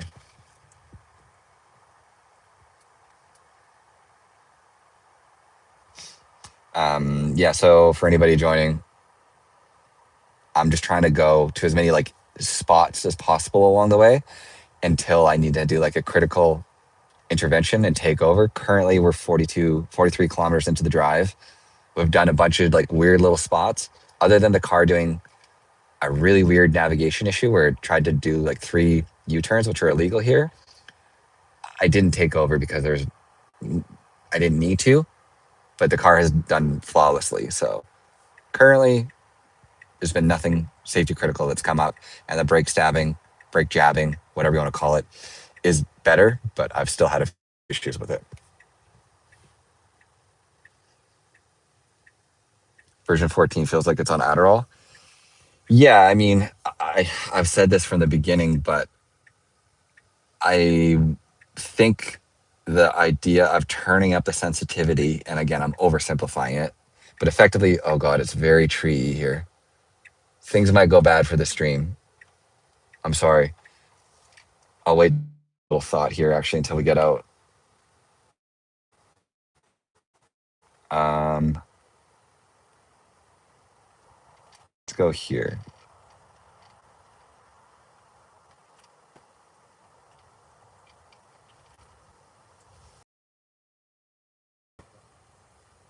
If you can see me still, I'm trying to get out of this like rainforest.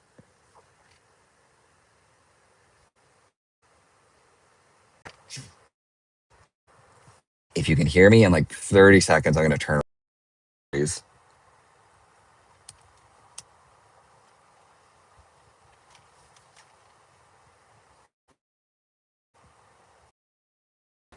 Stream surviving. Oh, wow. Okay.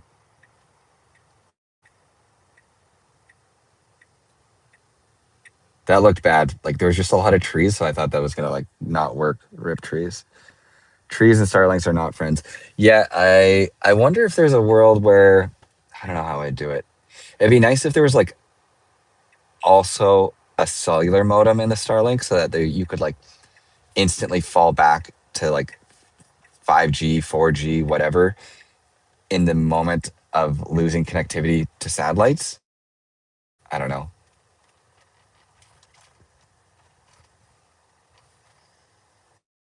whatnot. Should be a failover.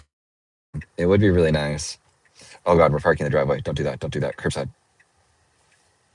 So I was very prepared to park in that driveway and probably would have done a great job. I just don't want to park in some stranger's driveway. So I navigated us out of there. You can do that with a router. Yeah, I mean, already, if you guys saw what like the interior of this car looked like, you'd be a little bit shocked because currently, let me just get us driving. What's this?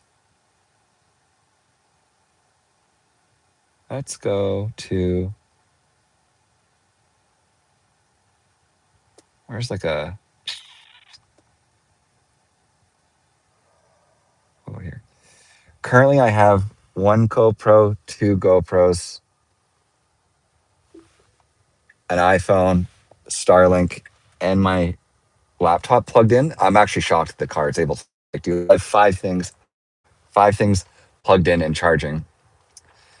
It's already pretty complicated to go live. Like adding a router to the mix, I could understand how that would work.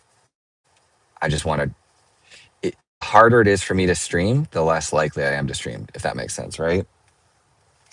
Oh, okay, hard break there for that pedestrian.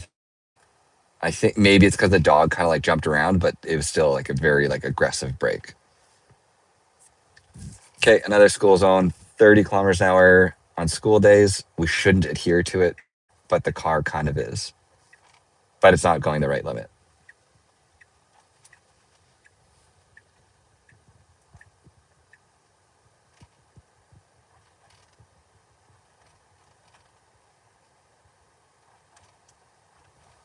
Yeah, sorry if I've missed comments. I'm really trying to balance doing these and as well being safe. So I don't want to look over and read while I'm driving, basically at all, because that would my like main focus right now is to drive and to supervise and to be safe. Interacting with you guys is obviously important, but I can't look at a laptop. We should go. Really, I wish you could see it more. Really weird micro jittering as we turned right there. Nothing crazy, but just you could see the car was like kind of like on and off the brake like 50 times in a second, being like, should I go? Should I go? Should I go? Like there's a truck way back there. But we should not have hesitated the way we did.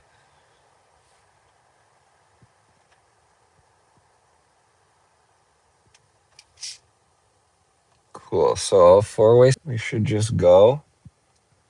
Nice job. I will say, and it might just be placebo or I've gotten used to it. And sometimes it's not perfect, but I feel like stops are a little bit quicker nowadays.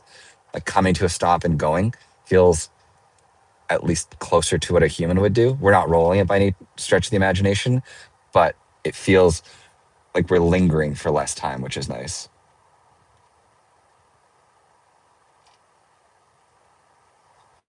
I might lose you guys as I go here for a second, but it's a quick little spot.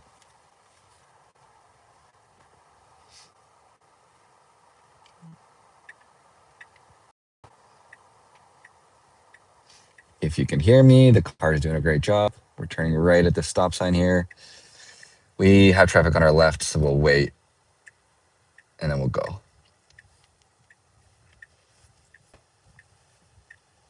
Okay, perfect. Speaking of, like, this person has a vanity plate in front of us. I have been saying it forever, but today maybe I'll actually fill in the form. I do really want to get a vanity plate for the car. I think it'd be fun. Something FSD AI related. I'm not sure quite what I'd do, but I do want to do it.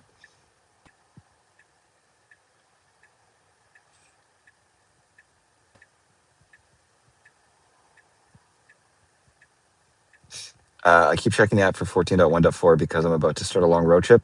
Neil, do you have version 14 at all? Sorry if you've told me, but I forget. So I feel like version 14.1.3 and 14.1.4 are like very comparable. I will say 14.1.4 maybe feels a little bit better, but I'm not. They don't feel radically different enough that I would be sad if I was still on .3. If that makes sense, is how I currently describe the difference. AI driver. AI driver is first of all JD's name, and I would feel bad taking it though. He did say I could have it for a vanity plate, but AI driver is too long for a vanity plate here in BC. I think you can only have 6 letters. Like this person in front of us is Botman, and AIDRIVR.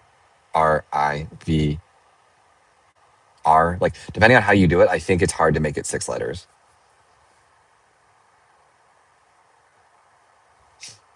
I could be CAN FSD, CAN FSD. That would kind of work. AD, yeah, yeah, Jesper, that would work too. That was the I was gonna submit that as being one.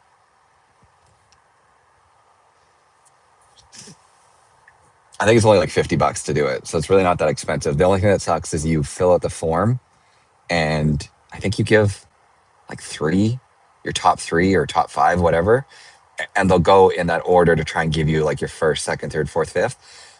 Might even be more than $50. But if all the things that you choose aren't available, they don't refund you your money. Devon. Oh yeah, I'll just get the license plate Devon. No, I don't. I don't think Jay would be too impressed if our license plate just said Devon.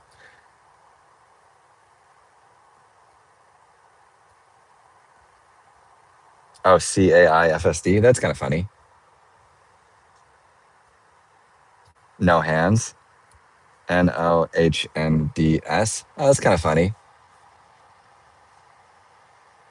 No hands. More people would like understand because something like CAN FSD or FSD, Tesla nerds like ourselves would understand that, but most people would be like, "What the hell is FSD?" I don't think people would even realize it's a vanity plate.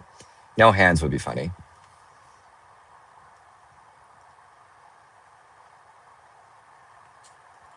So seeing as we've been streaming for 109 minutes and I just got here, what differences have you noticed? So Martin, I will say the brake jittering seems to be a little bit better.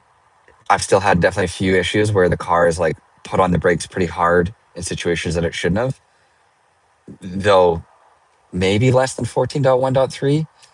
Like at this point, the improvement maybe is like 20% between 14.1.3 to 1.4. So it's better, but it's not like 14.1.1 to 14.1.2 was a huge change, radical difference. Every like point release since then has just kind of like tidied it up and it's gotten better, but it's not mind blowingly better. Otherwise, it feels very similar.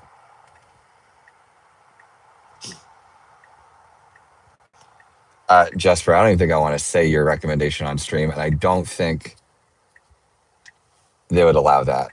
So I'm gonna say to that one. And FSD wins. Yeah. We'll see. I'll put it in. I think no hands, can FSD, and then I'll scroll through the chat when I get home later if there's any other ones, and I'll put in the request for it because I do oftentimes want people to look over at me and see me not driving because I think it's really, really. I think the average person doesn't understand what's happening right now. There'll be times where I'm like very intentionally like put both hands somewhere while I'm driving for people to see that I'm not touching the wheel. And sometimes like in traffic, people will look over and like double take. They're like, oh shit, like that person's not driving at all. Potato. Yeah, sorry. Trees.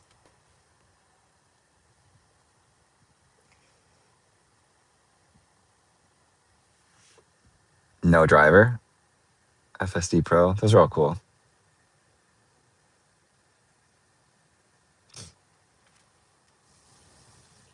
Okay, I'm about to park in a minute.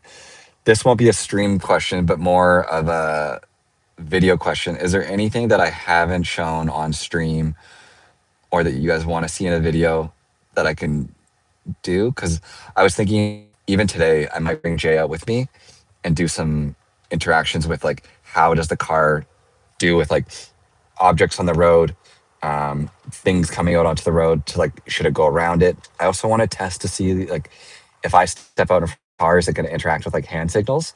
So I think we're going to do that today. But if there's anything else, let me know, and I'll either make it its own video or tack it on to like an existing narrated long form video. More people have version 14 now, so obviously like the mystique of it is kind of gone, and you could watch other people do these same things. But if there's anything that you haven't seen anybody else do, I'm happy to test it. What did I name my car? I think it's called, what is it? Oh, am I stupid? I think it says it on the app, right? Oh, it's called JB. So it's just my fiance's name.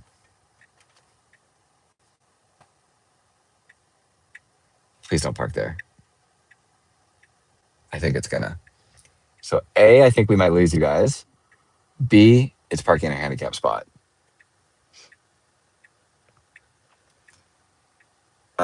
Whatnot. How does FSD work through the US border crossing? I don't know. I just went to the border. One sec. Let me get out of here. Stop here.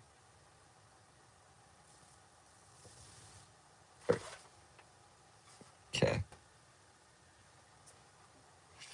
One sec. Let me get out of here. Superstore.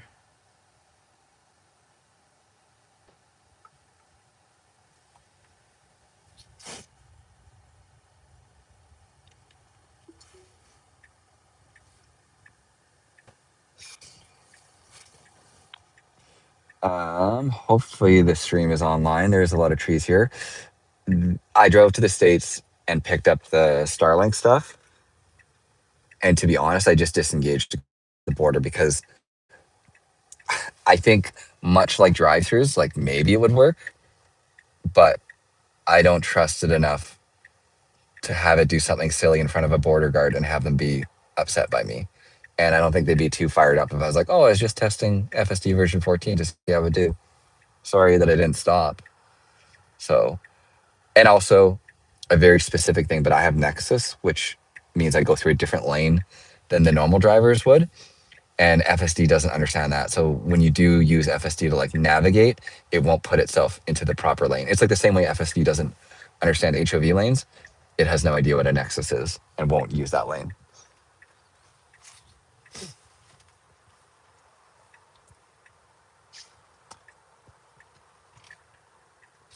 But also, and I'll do this in a proper video later, I think it's like Veritas. Shout out to them. They reached out to me when I posted about buying the Starlink, and they sent me the like mount, a battery, and a bunch of other stuff for the car. It's like $500 and stuff. Mainly the battery is quite expensive, but super nice of them to send that to me. So that was cool that they just right away, as soon as I posted about it, DM'd being like, hey, like, let's hook you up with whatever you want from our website. And their stuff seems really good. So I'll put it in a proper FSD video later, just kind of explaining what it is. It's pretty heavy duty. So I know you can buy like cheaper ones on Amazon, I'm sure, if you're mounting it to the car. But it seems great. And then also, I think like having the battery pack, again, like pretty expensive. I think it was like maybe $200 US, 150. It's cool for multiple reasons. Because A, like if the power kind of flicks while Starlink is running right now, it'll just keep going because the USB power in this car sometimes, like the GoPros will randomly turn off. Oh, yeah, like this one's off. Shit. So that happens. The GoPros will turn off because the USB power flicks. And so now for me with the Starlink, if that happens, it'll still continue to work, which is great. And as well, I'm able to run it off of just a USB-C cord, and I don't have to run it through here. If you have Starlink, you should look into it, is what I'm kind of getting at there. Okay, we could go.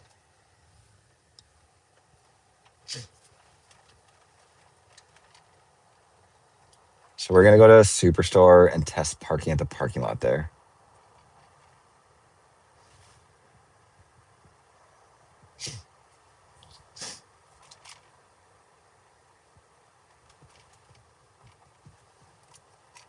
And then I'll probably head back towards Langley. Because I think we're almost at 2 hours, and that's kind of the like time time frame that I've given us is 2 hours. During this 2 hours, the car has done an incredible job. It's made a few mistakes with like brake jittering and then U-turns, but I have not touched the wheel once to take over. So it's really impressive that with all these destinations and all these places we're going, version 14 has handled it perfectly.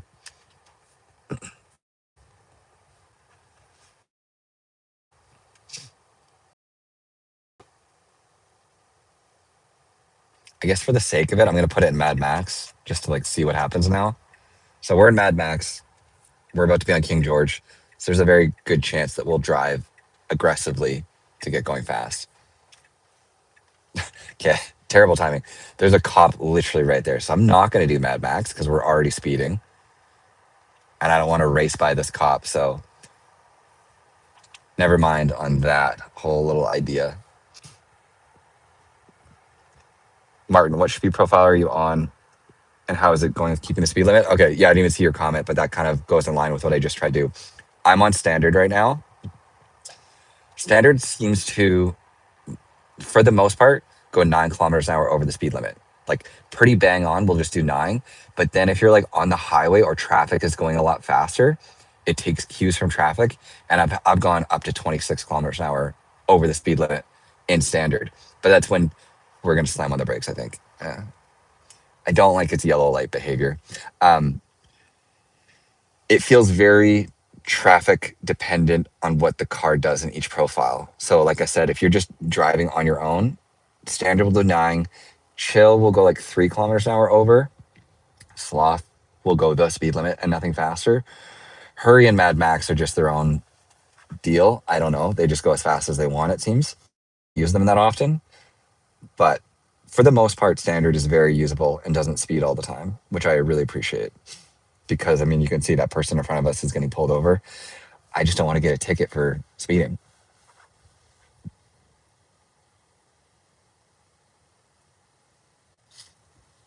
He'll turn off at Timmy's. That's funny. Yeah, I mean, I just don't want to. I don't want to use Mad Max when there's a cop a block away. I'm actually also curious. I wonder how we're gonna do. So he's pulled over this car on the side of the road. I will say that FSD's like emergency vehicle behavior is obviously much, much, much, much better in version 14 for the fact that it pulls over. But last night, for example, 2 nights ago, 2 nights ago, we were driving home from Vancouver, and there's a fire truck like a full block ahead of us driving, and the car pulled over. So it was wrong. Like we pulled over and we didn't need to. And I'm worried that even now with this cop car, we're going to pull over behind them. We'll see. Maybe it'll be smart. I'm genuinely curious what's about to happen.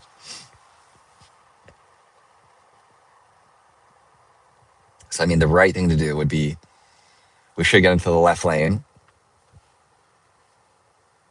and we shouldn't pull over. So I'll see. This new driver is really struggling. We're now the only car that's in this lane. We should definitely get out of this lane. It would be bad if we didn't. Oh boy. Okay. We're signaling left. We were late to do it, but at least we're doing it now. So I appreciate that.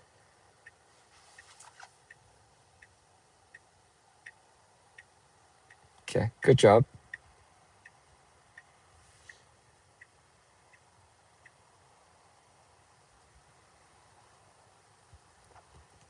Giuliano, exact same. Oh, what's up, Giuliano? Exact same happened to me with an ambulance. Yeah. I'm surprised, to be honest. I thought we were going to do. Oh, see, I think we are. No? Okay. I thought the car was going to want to pull over for that guy, but we didn't. So that was good.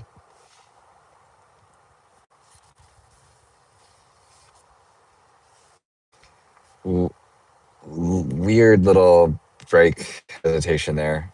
I'll snapshot it. Nothing major, but it was a small, like for no reason, feather on the brake. And again, I'm critiquing like very small things, but the reality is like for anybody that's used to FSD and understands these things, these brake hesitations and jittering and whatever you want to call it, I think a person can become used to them and understand, not be bothered by them. bring a friend or a parent that's never used FSD in a car with you and show it off to them and have version 14 like randomly slam on the brakes for a leaf that's crossing the road, and they're going to immediately lose faith in the software. So that's my like issue with FSD making the mistakes it does today is it's very good, but you can really quickly like all confidence that can be like inspired by using this thing will be like zapped away if the car just locks up the brakes for no reason.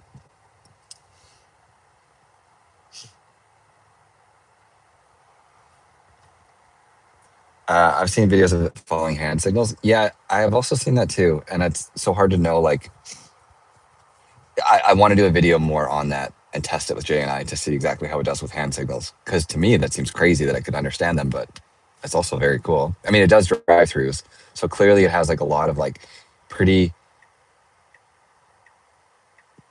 good understanding of the world in a way that we don't fully get. Like, it's not just driving; it gets parking lots and it gets drive-throughs and perhaps hand signals. So, yeah. All right, we will probably go up this lane and then just start searching for parking.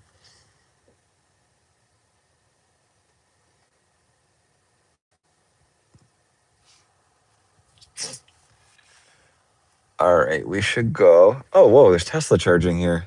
That's smart. Oh, it's right there. It shows me. Supercharging at like a place like this, like a grocery store, is such a good spot to put. Because let's say you have to supercharge for 20 minutes. That's about the perfect amount of time to grocery shop. So I do hope more Costco's, superstores, things like that get superchargers.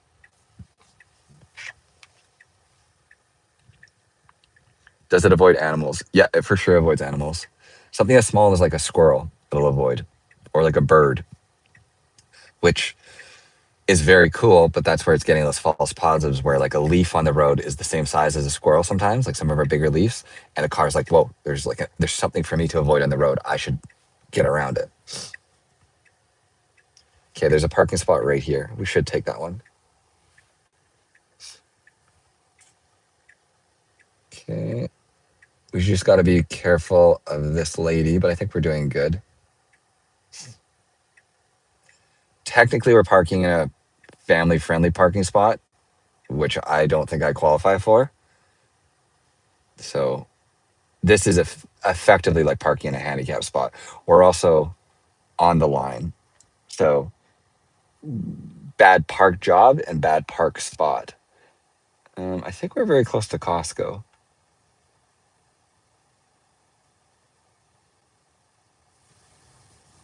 Here we are. Okay, let's go check out Costco.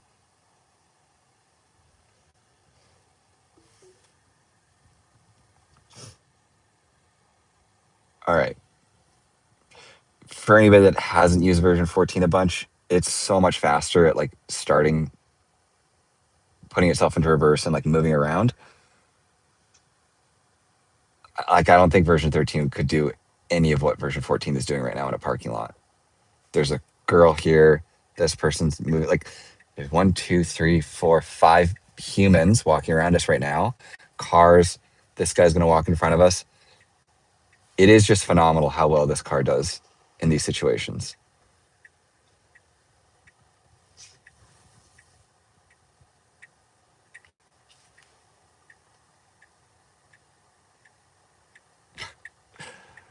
This again, the routing is so bad in this car. Can we not go left up here? I'm surprised that it's just making this decision and not to turn left here. Maybe it can't. Maybe I'm wrong. No, you can definitely turn left here because this car is. I appreciate that in a sense. It's like prioritizing safety by like making a right turn instead of an unprotected left across 4 lanes of traffic. But it's very, I don't know. It's annoying because what it's going to do now is it wants to U-turn, and it's just so dead set on U-turning here in Canada where it's illegal that I don't know. It's problematic. So I'm going to snapshot it again, just because it's not a thing that we're supposed to be doing here. It's such a quiet road. I think we'll get. No, see, it's going to become a problem. Oh god, spot. but then there's no way it's going to pull this off in one move, and we're going to get really lucky if there's no traffic. But it's for sure going to have to reverse, in my opinion. Yeah, so it's going to go, it's going to reverse. It didn't reverse enough, so I might even have to reverse one more time. No, okay. I'm just annoyed by that more than anything, that it doesn't understand the traffic laws here in BC. U-turns are illegal in BC. They for sure are. Like, look it up on ICBC's website and everywhere. U-turns, you cannot U-turn right here, and the car tries to U-turn in a situation like this. They do have restrictions. I can guarantee you that wasn't legal. There's tons of places that the car tries to U-turn and it's illegal. Like where we U-turned earlier in South Surrey was illegal. Like you can't U-turn at a traffic light intersection. I know that 1,000% for sure.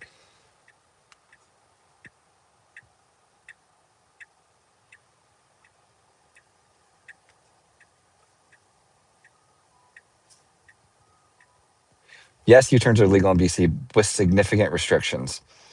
U-turns are prohibited at any intersection controlled by traffic light, which the car's already tried to do, on a curve or crest of a hill where you cannot see at least 150 meters ahead. I'm pretty sure that just was exactly what we did, where a sign prohibits it, on highways, in urban areas between intersections, which I think exactly what that just was, at entrances to alleyways or private driveways, which again, we were U-turning in front of it that.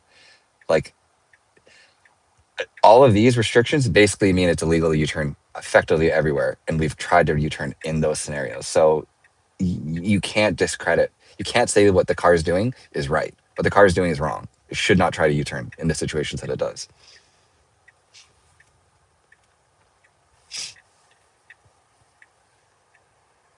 So sorry, Andrew. I completely disagree with you, though. I don't think the car should be U-turning almost in any scenario.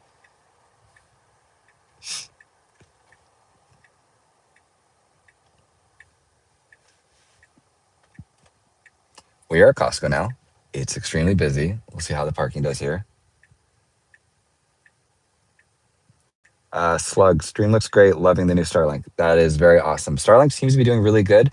The only issue we're having is we should go because traffic's backed up and this person's kind of letting us through. The only issues we're having is with trees. Oh, we're going right. That's nice. Is there U-turn fines in BC? I assume there is. Let's see. Can you get a fine for U-turn in BC? You can get a fine for making an illegal U-turn. I don't know how much. $167 ticket.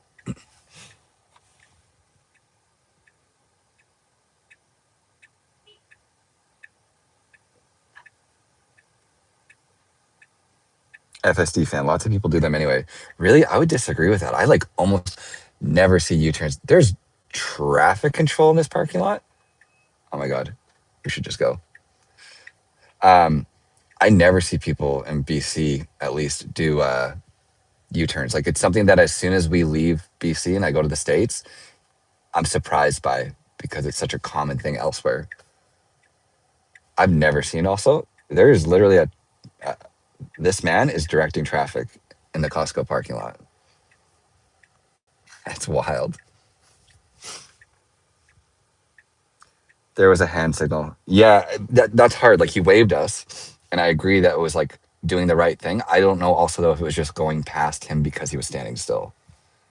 That's why I do want to test hand signals a little bit more. Because I think it's very impressive what it's doing, but it's not definitive. Whereas if he was standing in the front of the car and waved us around, and then we went around, that would feel more like clear than just being kind of waved by.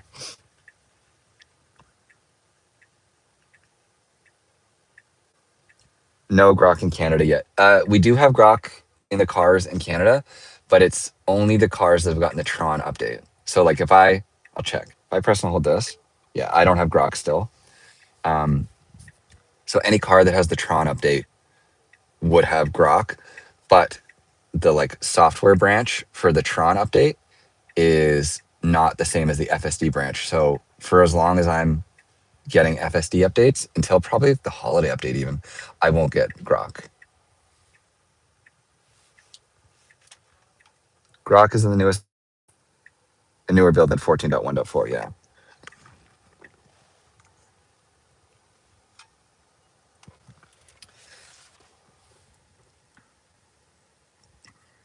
I live right near Costco. Yeah, I mean Costco on a weekend is chaos. We also try not to go on weekends. I'm literally just going to show how FSD does in a parking lot because I think it's fascinating how well it does. It's not perfect, and I wish there was things. Elon in the um, sorry, Elon in the latest earnings talked about how parking lot logic is like gonna rapidly increase. Like I think 14.2 or 14.3 is gonna have a lot more like understanding and reasoning. So clearly, that's like a huge thing they're focusing on. As of right now, it does really, really well in parking lots, but it doesn't understand them in the sense of like, oh, this person's walking to their car and they're unloading groceries. I should wait.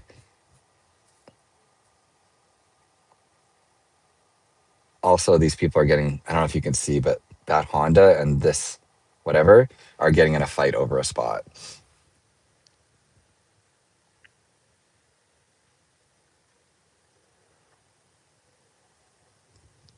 Uh, BA, do turn signals still come on super early? Yeah, they do. Not as bad, perhaps, but turn signals still come on, I'd say almost 200 meters before turn, which causes situations where, how can I like demonstrate it? I'll wait till we pass this. But basically, like, if you were turning left into here, the car would be driving and it would turn on its left. Oh my God, we parked right here. Okay, well, that didn't work. Uh, okay, I'm going to hit go. I'm going to snapshot that.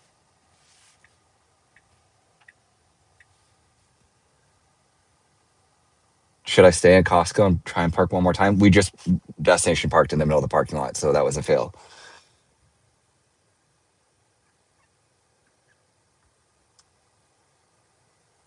Up to you guys. If this is interesting, I can do Costco one more time, but I can also just bail. Oh, reverse Y. Why? Holy, it just wants out of this lot? What's happening here? Whoa. We should keep going. We should keep going. We should keep going. We should keep going. If we're being nice and letting these people through. What are you doing, car?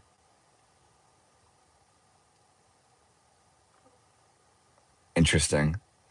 I mean, technically, what we just did was very nice. Wow. Crazy.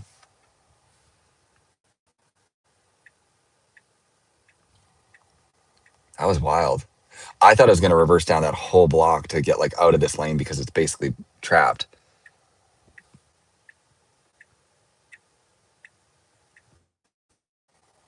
Crazy.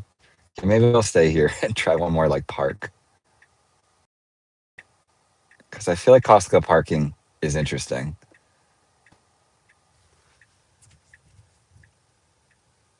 Yeah, reverse in version 14 adds so much functionality to like what the car can do.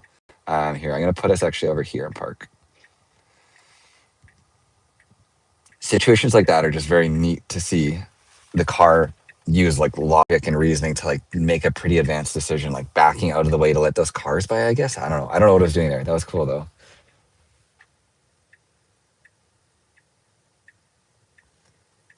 Good on you for being brave enough to let that play out. Yeah, I'll pretty much let the car do whatever it wants so long as it's not unsafe.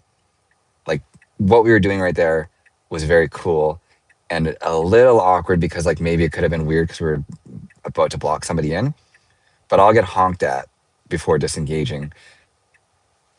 Whereas like if the car was like backing up towards somebody and it looked like it was going to hit them, I would immediately disengage, obviously. So that's kind of what I'll say. I'll let FSD embarrass me. I won't let FSD do something unsafe.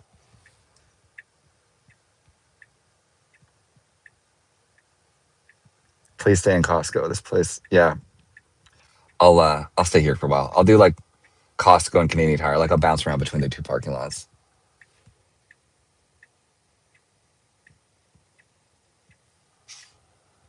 Okay, so we should go after. Is she letting us in? Wow, really good. That lady stopped for us, and like immediately we took the gap, which was very nice of her.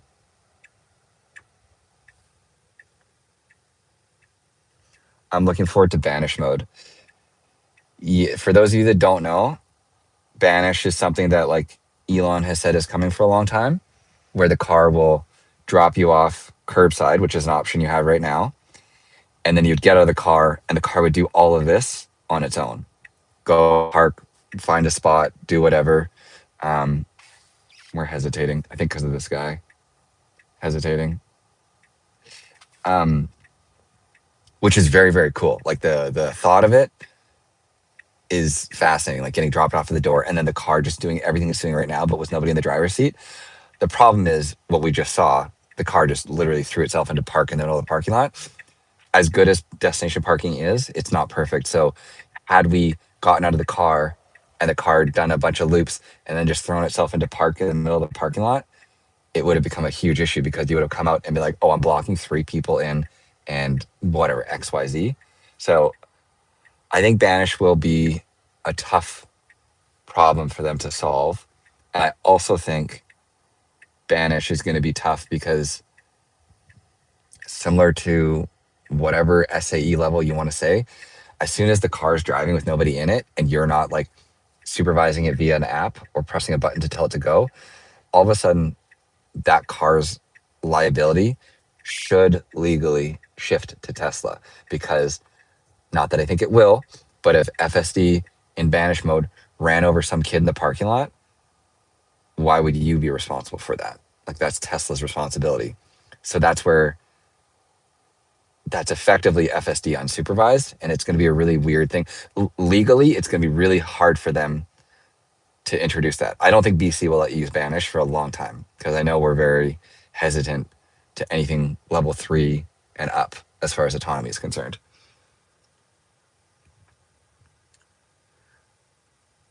Jesper, I imagine it'll be implemented as reverse apps. You can see everything in the app, but also choose to just look away, which is on you. But with Smart Summon, you're like holding a button. So you think with Banish, you'll still have to hold a button. I mean, yeah, if they did reverse Smart Summon and you held the button, they could implement it. I just think some people aren't going to want to do that. They're going to want to touch the button and close the app. And to do that would be really tough legally.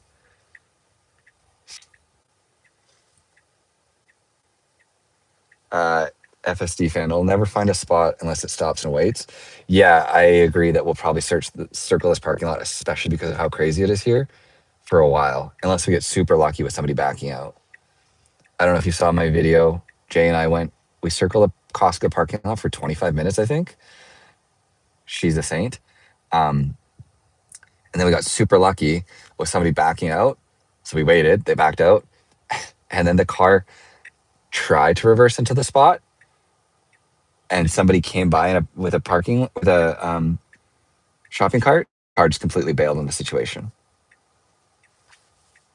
This guy's waving at us. I'm just trying to like, not yet. Yep. I got you, dude. We're hesitating, I think, because of this girl. Okay, we should go. I think make it. Yeah.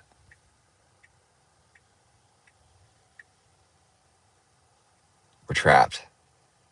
This guy's waiting for that spot, and this guy's waiting for I don't know which spot.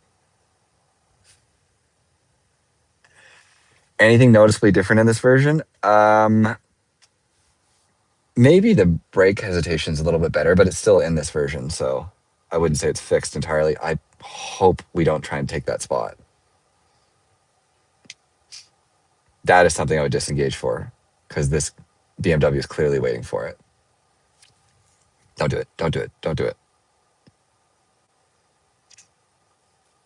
Okay, good.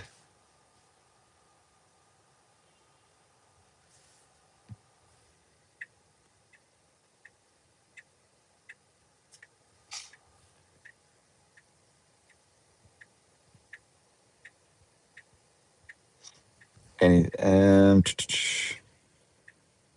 okay, we're still just looking for a spot. So I'll say something to like anybody that hasn't watched many of these videos. Currently, FSD, like this is I have this spot pinned to search for a parking spot. We're just gonna keep doing basically a tight loop in this little area. So to me, the fix is like if you're actually gonna try and use destination parking, I'm pinning the back of the parking lot now. So we have a much higher chance of getting parking. Oh God, where's it going? If we go over, um, versus infinitely looping near the front door. So that is kind of how I use. Oh no. Why would it not go there? I don't think it understands that you can connect.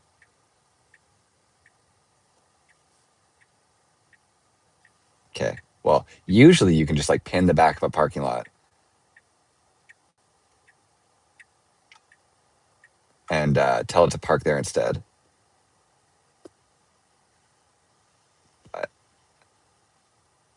Delete this. Delete this. Cancel. Sorry, I'm just trying to like get it over here. Holy. Okay, it's not happening for me. Really? Here. There we go. There we go. Sorry, that took forever. I agree, but that should be automated. I agree. I think like when you destination park, like in your settings somewhere here under autopilot, there should be like a whole like parking section. And in the parking section, you should say like, I have a handicap placard. I have a this placard. I have a this. Like park me in handicap. Park me near the front because I have disability. Always park me near the back. Like there should be a lot of fine tuning so that every single time you're not doing this, but every single time it's using the same logic the way that you would. Because the way I park and the way you park are probably much different. But the car should understand who it's trying to park for, is my personal thought. Because maybe not everybody wants to park in the back. If somebody has mobility issues but not a handicap placard, they would rather their car circle the front for 10 minutes to get a good spot. Okay, we're waiting for this person.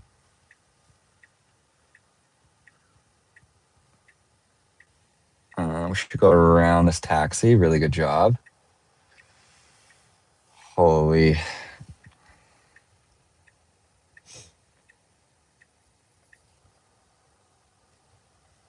Okay. I see no spots. See, I was trying to pin us to go up there, but the car, it doesn't understand that. Like it won't go up there. Maybe now it will.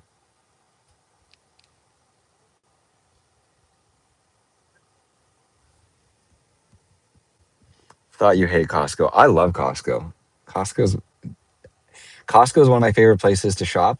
And from like a content perspective, I think it's one of the cooler places to go through because you see the car making like a million decisions as it navigates. Like, what are we going to do right now? I don't know. I think we're going to be kind of stuck. This girl is unloading her groceries, and we've kind of boxed this person in from getting their spot. This is bad. I don't love this behavior. She's being nice and moving her cart, which was really good of her. Okay, that ended up working out. We like bullied her out of her spot, which kind of worked out, to be honest.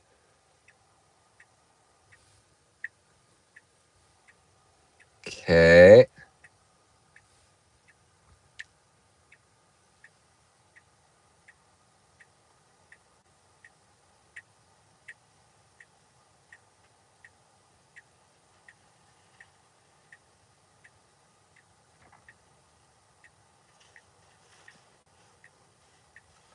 No, no, go right, go right, go right.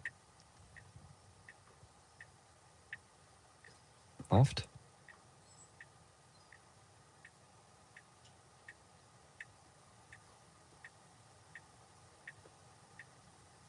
No, sorry. There we go. We're kind of like stuck in the middle of the road, by the way, like where we are feels awkward. Um, okay, we should nose out more because we're kind of getting bullied. This guy's waiting for us. Yeah, we're moving. Oh God. Oh, reverse. Why? Because of the people?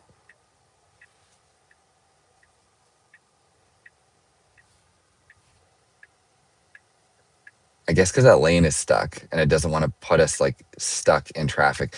Honestly, it's smarter than a human would be. Like what we did allowed this traffic to continue to flow by us backing up. So that was actually a very intelligent decision looking at it. I talked about this in my drive with Jay. Like if every human drove like FSD did in a parking lot, none of these like stupid things would happen where like full lanes get blocked because someone is too impatient to go. And it's little decisions like that that help traffic flow. Like again, I think we're gonna want to. Where's it wanting to go? Left. I wonder if it's gonna skip all this.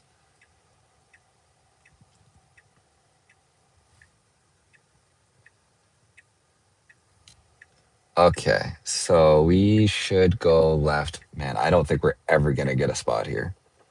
This is one of the busiest parking lots I've ever seen. I thought ours was bad in Langley. We're in Surrey.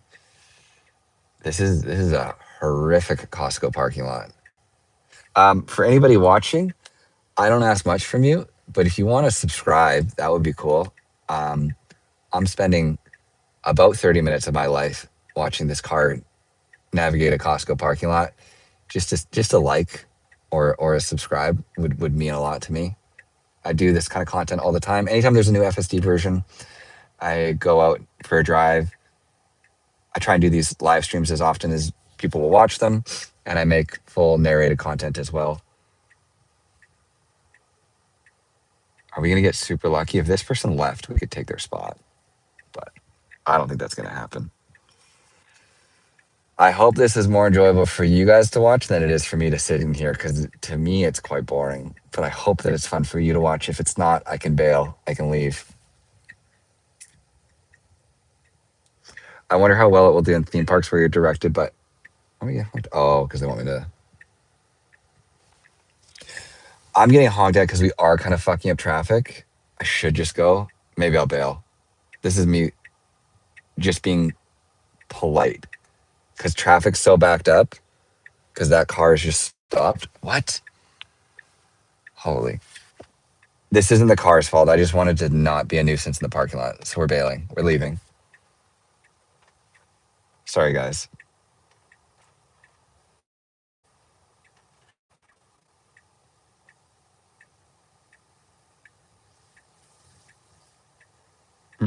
Let's go up towards the hospital.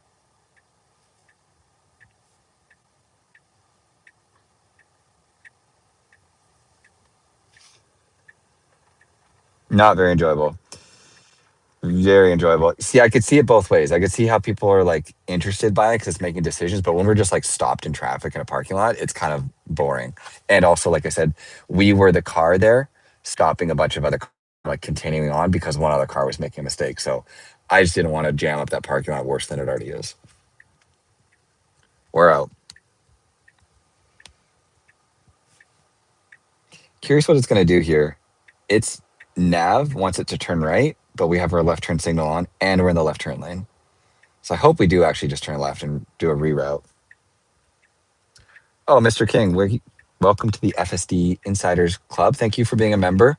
For anybody that doesn't know, I have a membership on this channel. If you want to join, I usually like make posts to members that I don't know, like more behind the scenes stuff, as well as just like is a way of supporting me and the channel. So if you want to do that, that's really cool. It means a lot to me. I try my best to respond to everybody in the comments on longer videos, but sometimes it gets hard. And I do specifically go through and look at like member comments and respond to those just as a way of like saying thank you. Not that you need to pay me for me to reply, but it just is like, if you've taken the time to like subscribe to be a member, I'll always do my best to like respond to your comment for sure. And I see your name in the chat, just the way it works. Jesper sent 10 Canada FSD gift membership. Oh my, Jesper. Oh, Joseph. I thought I said Jesper. Joseph. Joseph. Jesper is nice, but Joseph just sent 10, gifted 10 donation memberships. Joseph, wow, thank you so much. Not me. Not me. Yeah, sorry, corrected that there. Jesper's a nice person. Joseph Bauman? Bauman. Joseph Bauman. Thank you so much for that. That's incredibly kind of you. Um, you're very nice. That's really cool. Congrats to all the 10 members.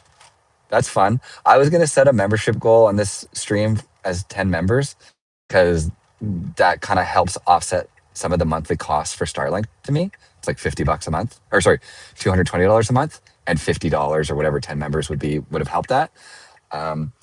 Joseph is an incredibly kind person and just nailed that. Wow. Thank you so much, Joseph. How do I like make you a mod? Pin user in timeout? Nope. Not that. Add as moderator. Standard moderator. Thanks, Joseph. Also, shout out for Clippy, the OG Microsoft mascot. Poor guy didn't get enough recognition and just people do not love him, but I think he's great.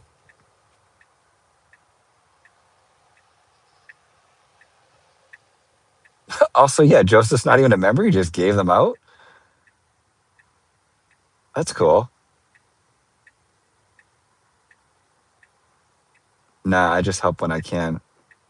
Well, that's cool. Thank you, Joseph. That was very nice of you. You're a very thoughtful person. I appreciate it. Thank you.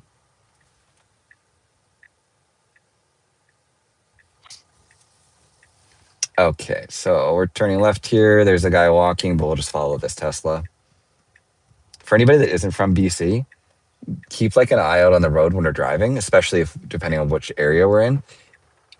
It's wild how many Teslas there are on the road, especially white, because like white was our free color. Sorry, 1 second. Oh, okay. This time Jesper donated 5 memberships. Thank you so much, Jesper. That's very cool. I appreciate it.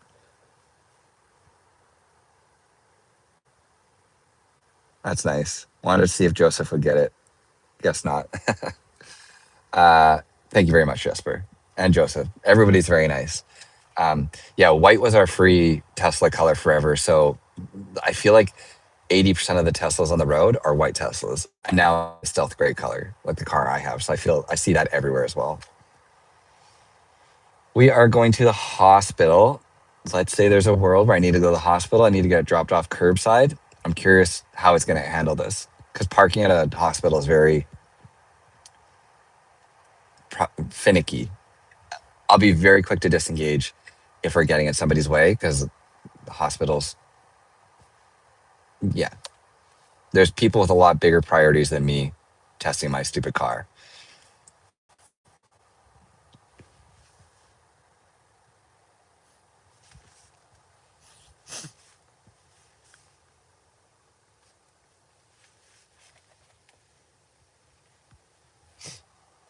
Okay. We, by the way, have done 60 kilometers of driving and however long this stream has been live, which is, I think, just over 2 hours. And other than like quirky little issues, version 14.1 has done everything perfectly. I haven't had to touch this wheel and drive once. And we've gone to a lot of weird situations. We were stuck in Costco for like half an hour. We keep destination parking. So, the destination parking hasn't been flawless and there's been some brake jittering and issues, but from a safety takeover standpoint, 14.1.4 is so impressive. It's really, really cool how good this has gotten.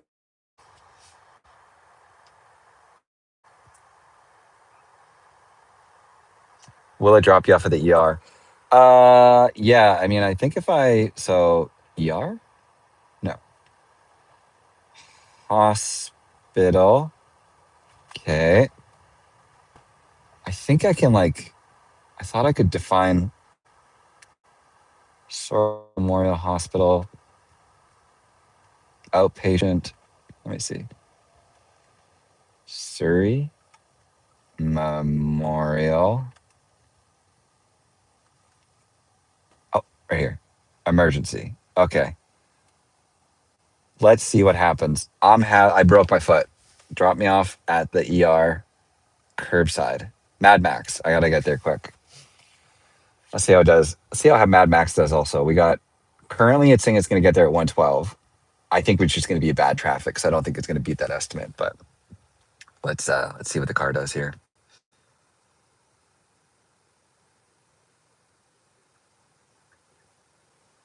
Don't give a mod out like that. That's insanely stupid. I mean, if Joseph wanted to ban people after gifting 10 subs, I don't know. I'll take that risk. I feel like if you're a nice enough person to donate 10 subscribers to a channel, you're not going to do anything nefarious.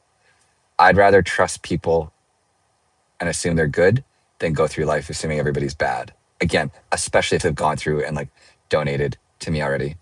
And he's the standard mod. The worst thing he could do is ban somebody, and then at some point I would just unmod him. I didn't make him like a full mod.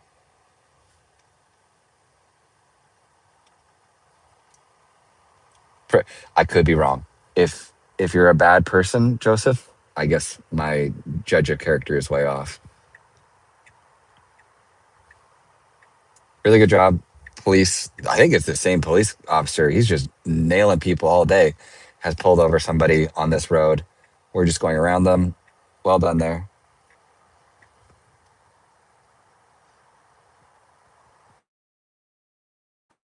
Haha, nice. Was born at this hospital. Oh, that's cool. Joseph sent 10.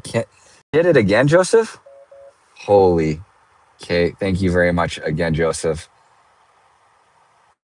You got a decision to make you a mod. I feel you're not going to gift 20 memberships and then just. Thank you very much. That's very kind of you. For those of you that are now members, enjoy the membership to the channel.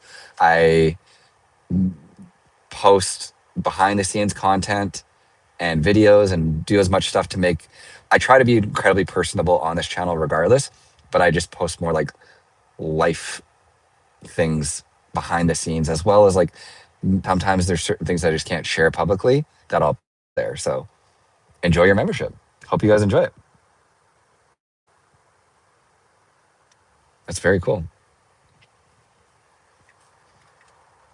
Okay, so we were testing curbside drop off at the hospital emergency room. So this is correct. We should turn right. Emergency. Beautiful.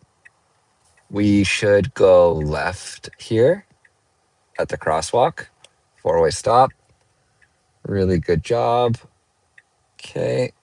And then we go straight. We don't go straight. There we go left here. Nice. Really good. And I guess we're just going to swing around. Emergency drop off. This is a legal U-turn. Nice job, car. Oh, whoa. Interesting. Okay. What's it going to do? If it stops like here, that'd be perfect. Or gets past this car. And this is such a weird. Don't stop here. Yes, there's a car coming behind us. They're still fine. Okay, if we stop here. Boom, boom, boom. Amazing. That's curbside drop off at emergency. As far as I'm concerned, the car just nailed that. Okay, let's get out of here right now. We're going to Jollibee. Start. Wow, that was cool. This is quite a like I came across on camera. You like U-turned into like the route into this was very like swing, and the car did a really good job because there's two vehicles parked. So, wow. Thank you, FSD, for dropping me off an emergency. Does the speed offset and autopilot section have any effect on FSD? There is no more speed offset in it, autopilot. Like in here where you used to have the speed offset, gone. Oh, sorry. This, no. This does nothing. You can change this all day long, and this doesn't affect how the car drives. I think this just affects how a car would drive using auto steer and traffic aware cruise control. But like I've bumped this up and way down, and it doesn't affect FSD. Sorry, I misunderstood at first.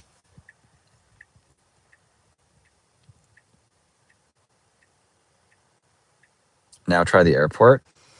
The airport's kind of far, isn't it? I think that's a long drive. And Jay wanted to do some like shopping and stuff today. No, she'll be mad. If I go to the airport, she'll be mad. I'll do a live stream another time and we'll spend more time in Richmond and the airport, even tomorrow possibly. Today, I'm gonna go here and then start heading back home. She'd be sad.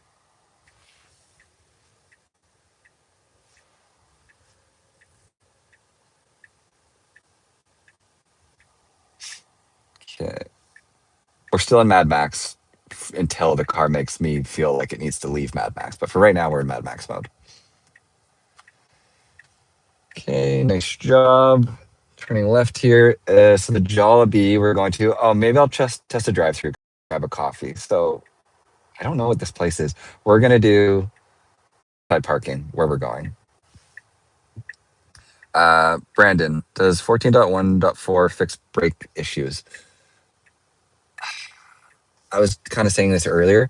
I think maybe it's 20% better. Like we just kind of did like a brake stab, whatever you want to call it. If you watch, you can almost see it sometimes too. So no, it's not fixed.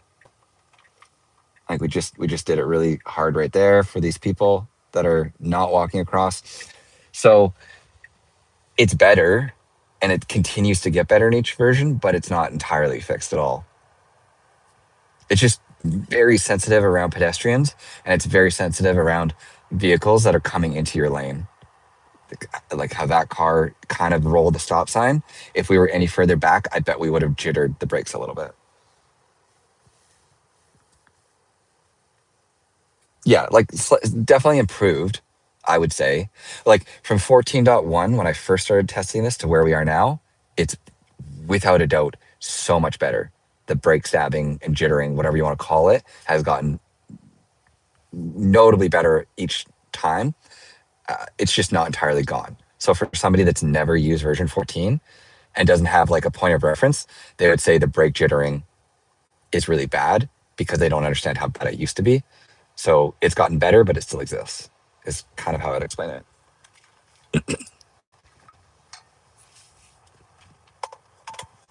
Okay, nice job. Sorry if that comes across very loud. Just clear my throat.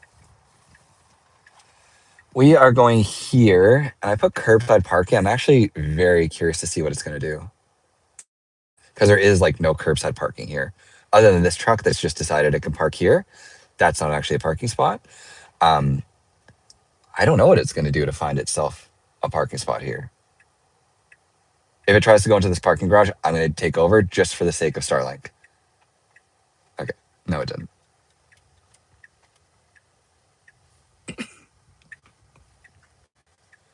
Huh. I don't know what it'll do here. There really isn't a good spot for it to park. So is it just going to do this loop? See, again, this is a U-turn that it can't do. So I might left turn. Huh? It's wanting to turn right and U-turn and come back, but it's in the left turn lane with the left turn signal on. So long as it does that and not that, I'll let it do what it's doing.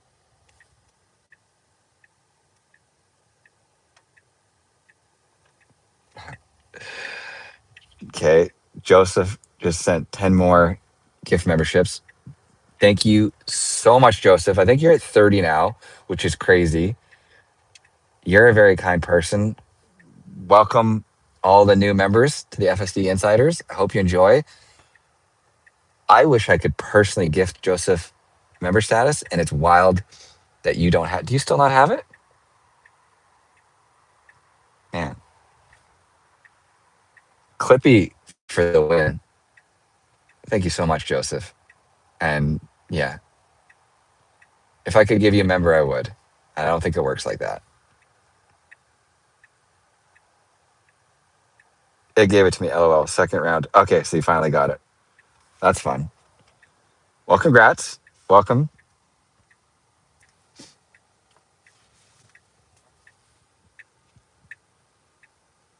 That's cool.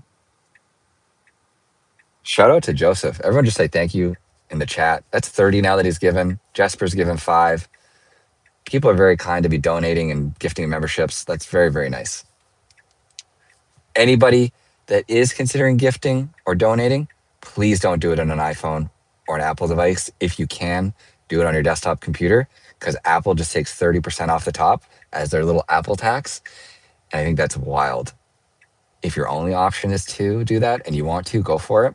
But it is crazy to me that Apple just takes a big 30% commission and then YouTube takes 30%,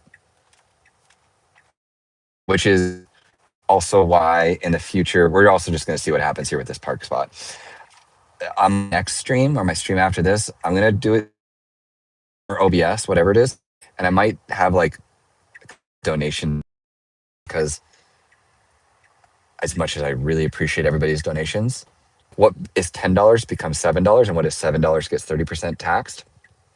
If I have like donations set up through Streamlabs, if you decide to donate through them, I get 100% of the profit. So again, nobody needs to donate $1 to me, but this way it at least feels better that if you are donating to me, it doesn't also get donated to YouTube. Okay, I don't think this parking, so I'm going to take over. I think we're kind of we're destined for failure here. I'm going to go towards Guilford.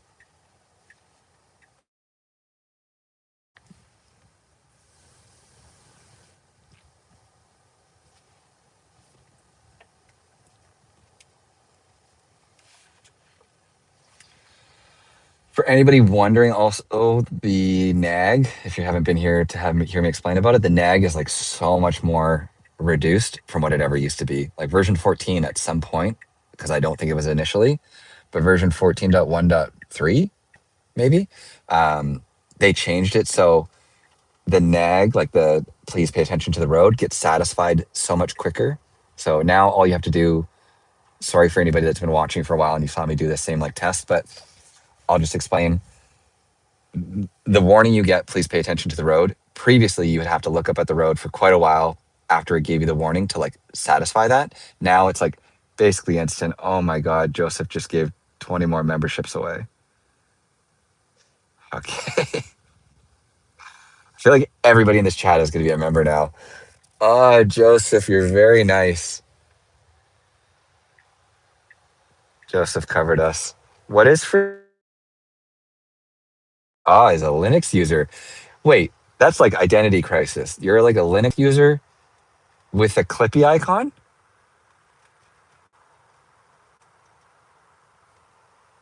Okay, well, anyways, to get back, Joseph is just, shout out to Joseph.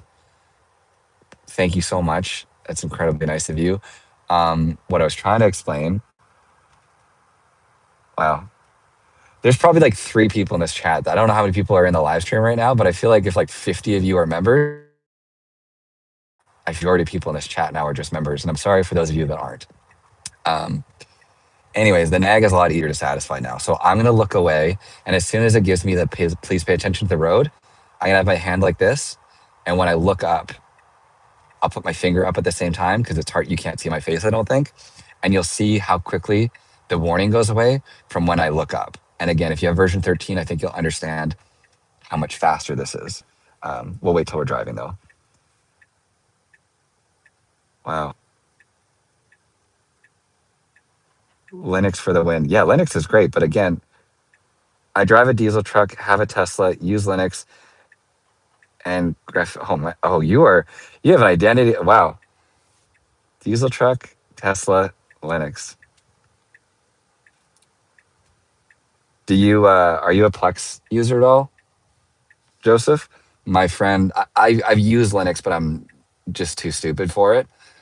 I tried to set up Plex Media Server on Linux, and my friend basically like held my hand through the whole thing, and I was still too stupid, and just instead set up a Windows instance of it. But like, I can see why Linux is better in every way possible.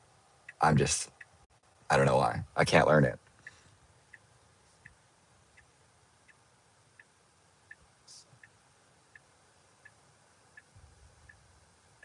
Joseph is the new Santa Claus. Yeah. I missed the start. Did coffee mug make a difference? Oh yeah, Jesper. I'll do that after I do my head down thing. I'm just waiting until we're moving and then I'll show you. I held the coffee cup for like 20 minutes and it never got mad. Okay, so I'm looking down at the screen and I'm waiting until it says please pay attention to the road. Looking down at the screen, looking down at the screen, looking down at the screen. The nag, okay, it says please pay attention to the road. I'll look up and I feel like my finger went up as I looked up. I feel like it's like almost instant now. So, but I was also looking down for like, I feel like a solid 10 seconds, 5 seconds before that even popped up. So it's a lot more relaxed now than it ever has been. Like, again, I'm going to look down like fully at this cup. If you can see this cup, I'm staring at this cup. In my peripherals, I can see the road, but like I'm staring at this cup and it's still not mad. Now it's mad. And now I'll look up and that goes away. I'll hold a coffee cup until it gets mad, but I don't think it's going to get mad. Oh yeah, we're in Mad Max, driving quicker. I'd say 50% improvement over 13.2.9. What are you referring to? Sorry, I missed the chat for that. Oh, 50% improvement for the neg? Yeah, for sure. Like it feels at least half as quick. I'm wording that wrong. It's noticeable. The same way the car like reacts to like this car in front of us braking, like that faster decision making is being applied to the neg.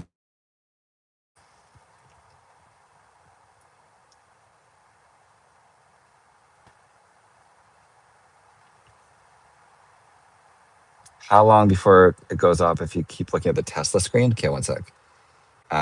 Okay, we're 2 minutes away. Okay, I'm just gonna go through like here. So I'm fully looking at this. The podcast, go back, podcast, scrolling through, clicking here. Please pay attention to the road. So how it's similar timing to me staring straight down. But like I looked up at the screen for a second and it's already like happy again. The nag has been satisfied. So like looking down, scrolling through podcasts, like it's so chill now. So, like if you still get strikes with FSD being this forgiving, I don't know what to tell you. I don't know what you're doing wrong. Like it's so loose now. Almost too loose.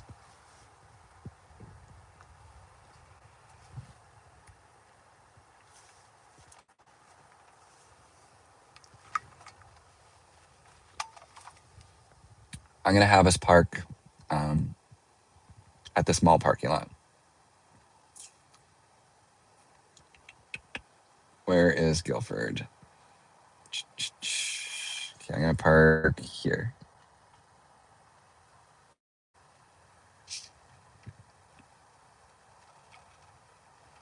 Okay, we're going to Guilford for anybody that knows. And at destination, we're gonna park in the parking lot.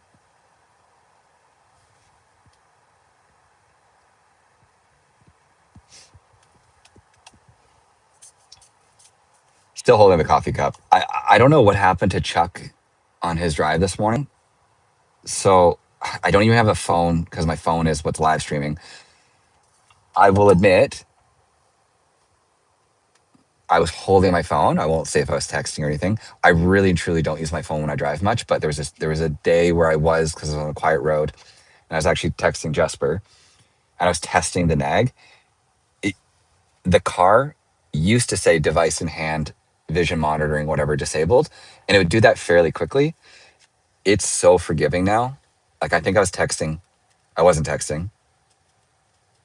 Whatever you want to say. I was using my phone was in my hand for several minutes before this thing eventually just disabled the vision monitoring. So this green light went away and it said hands-free mode disabled. I'm trying to replicate that with this thing that looks like a phone. That's my wallet, but I literally can't get it to get mad. So like I'm holding it like a phone near my face as though I'm texting, trying to like get it to give the same warning. But version 13 would definitely get mad at you when you held something.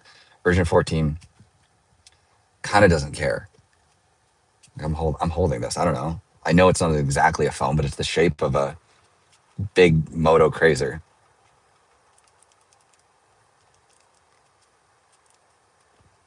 There's no way on version 13 it would let you do this.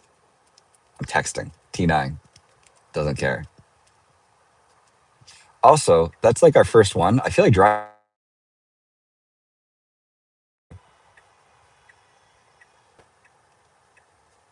because dry wipes in version 14 are way worse than they were in version 13. Still texting, using my wallet. Car doesn't care.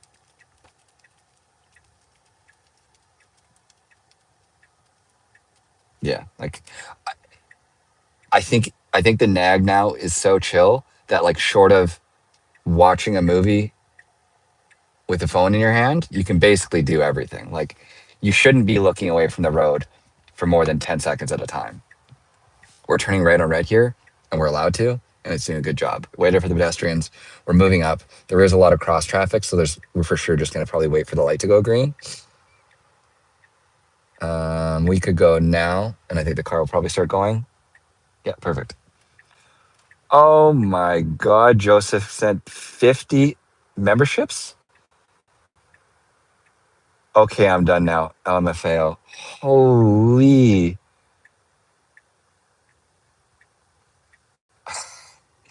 Uh, you don't have to, Joseph, but i if you want to message me on like X or Instagram, on Instagram, it's my name, Devin Olsen, DevinOlsen. It's like the same photo I use in a lot of places. Or on X, it's Devin Olsen with two N's. Just send me a DM. I don't know.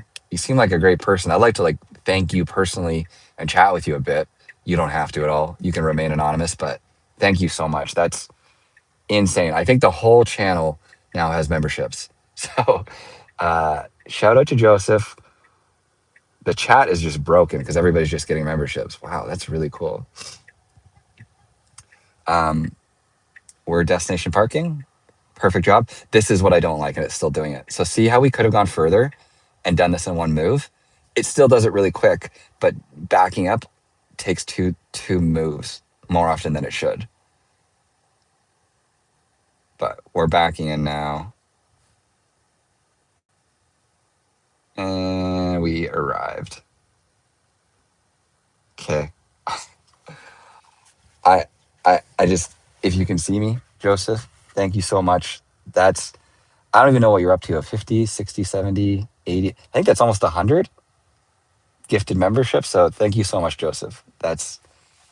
You, you certainly made my day with that. And Jesper and anybody else that donated, everybody has been incredibly kind so far.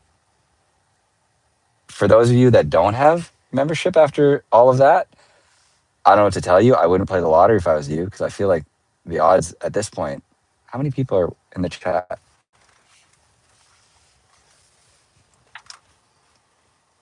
I wanted to do 100, but gradually. Okay, so it was 100. Crazy. How many people are in live stream right now? Does this tell me? 243? Okay. So you've basically given like a half the people memberships. That's crazy. Wild. Were your eyes focused on the road when you were texting? 243 people watching. Like, to be honest, because as much as I'm like trying to like test the software as much as I can, I was staring at the back of my wallet, but like paying attention to the road. Does that make sense? I think it'd be kind of, is that the charging? Irresponsible to do otherwise. Oh no, we can't go here.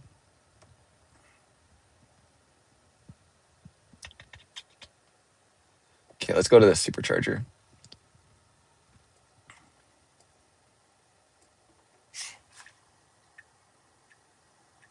Wait, did somebody just donate more? Oh my, Jesper donated 20?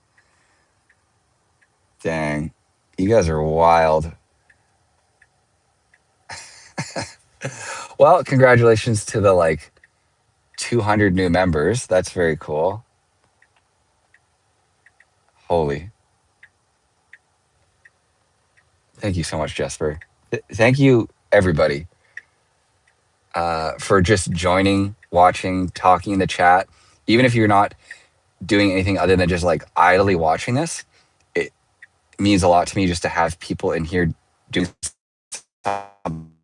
I would drive around like a Costco parking lot alone like an idiot. So the fact that 250 of you are choosing to just sit and take your time out of your day to watch me is incredible. The fact that some of you are crazy and are donating as much as you are is even more insane, and that means a lot to me. But yeah, any support you show means a lot to me. Just watching, leaving a like, commenting, subscribing, very cool. So thank you, everybody. But obviously, huge shout out to Jesper and huge shout out to Joseph. I wonder how many non-members are left. There could be many, but also I'm seeing a lot of non-members still typing. That's crazy.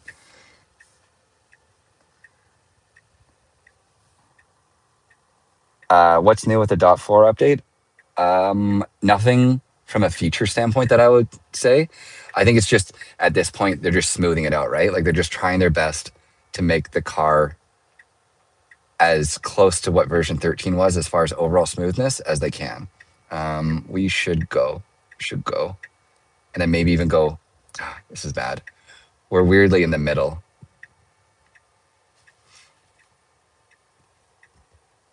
I guess it's good. We moved forward, so we're not blocking the crosswalk, and technically where we are isn't really in the way of anything. So sort of what we did is okay. This is just an awkward spot to get to. Like I don't know if you can see, but we want to turn left, but there's cars there, so we're stuck. And sorry if I'm missing the chat. I don't want to read too much while there's all this going on in the parking lot. Is Jesper a mod, by the way? Where's Jesper? I should make you one. You can be add as moderator. You can be like a full-time managing moderator. Congrats on your promotion. You're a managing moderator, Jesper. You run the channel now. I'm really curious to what 14.2 and 14.3 will bring. Yeah, I'm also really curious as well. Like, other than going into here and looking at the release notes and seeing that like upcoming improvements mention overall smoothness and sentience, which seems to be what they're doing right now, just trying to like make the car smoother, and then parking spot selection and parking quality. I don't know what like features FSD is going to continue to get. Because at this point, it kind of, once they figure out parking, and Banish is the only other like feature I can think of.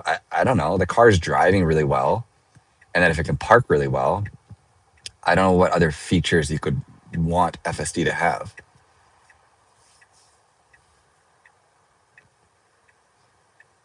Honking? Oh yeah, honking would be cool.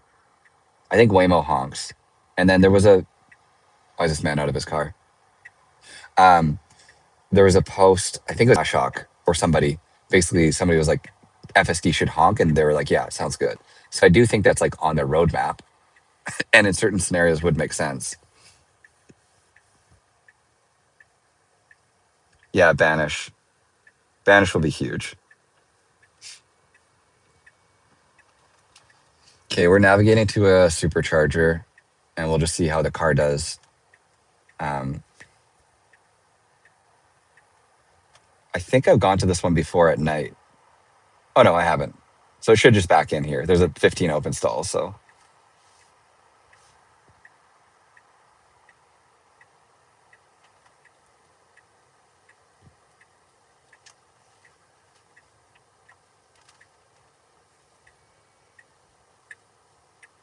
Okay.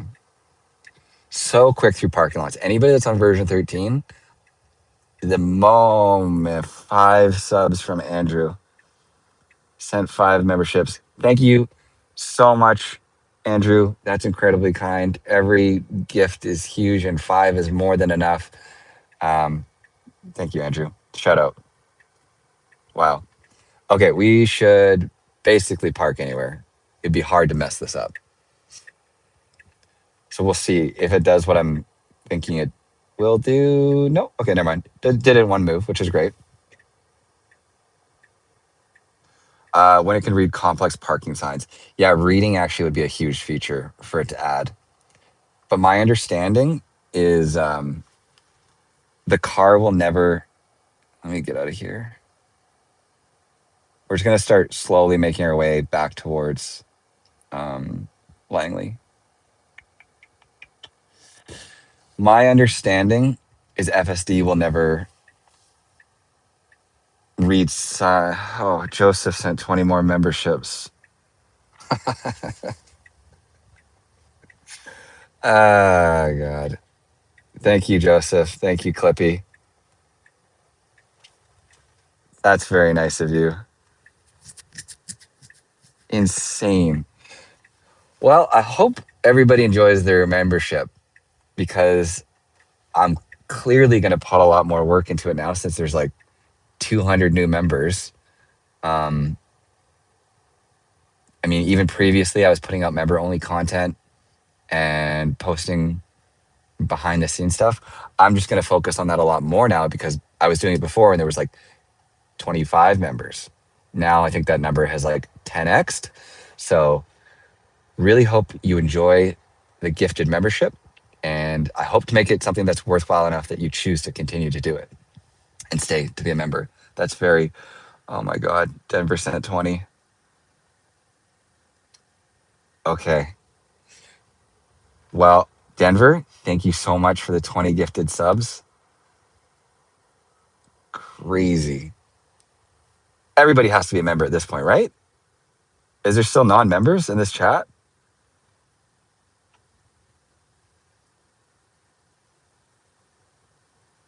Is this a YouTube stream or OnlyFans? LOL. Josh Mills. This ain't stopping. Holy. No, still non-members. Wow, you're number 3, I think, into this chat is what that meant, right, Andrew? Like you're the third person here and you don't have the membership. That's brutal. My account doesn't accept memberships, I guess. Wow. Crazy. Thank you so much for all of them gifted memberships. Everybody is very, very, very kind. Like I said, I initially was going to set a goal of 10 members on this stream just in hopes of helping to help pay for some of my Starlink monthly subscription. We've clearly passed that by a long shot. And huge shout out to everybody that's donated gifted memberships. That's cool. That's fun. It's very nice of you all. Hi, Canada FSD. Hi. Nice quality. Wow.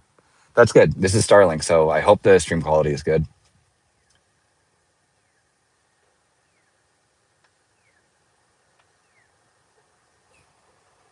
Wow. Okay, we're going to the Holiday Inn Express. We'll see how the car does here. We're going to go Mad Max, park in the parking lot when we arrive there. And for anybody that's just watching, I've said this a bunch, but we're 71 kilometers and like 2.5 hours into using FSD version 14.1.4.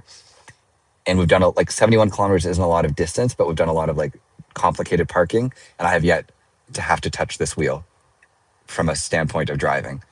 I'm concerned that's about to change though, because left here, whoa, this is a busy road. I think we're going to get stuck here for a long time. Like a very long time. Unless we get extremely lucky. It's 142. I don't know. I might be wrong. FSD is just very hesitant at left turns because obviously the left 2 lanes are going to need to be clear, which I understand. Oh, okay. We got super lucky. Never mind. This road is usually very busy and the car would usually wait for all 4 lanes to turn left. That was way faster than I thought and handled perfectly. Well done.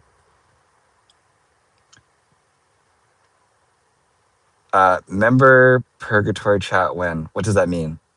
Like only members can chat? I don't think I'd want to do that unless it got super chaotic and I couldn't keep up to the chat. For now, I want people to be able, like, if I can do follower only or subscriber only chat, maybe I would do that one day. Oh, $5 donation. Tombra? Thumbra? Holy, I don't know how to say your name. I'm so sorry. THOMPBRE. Thumbra. I wonder how all the speed profiles will work with snow. Mad Max.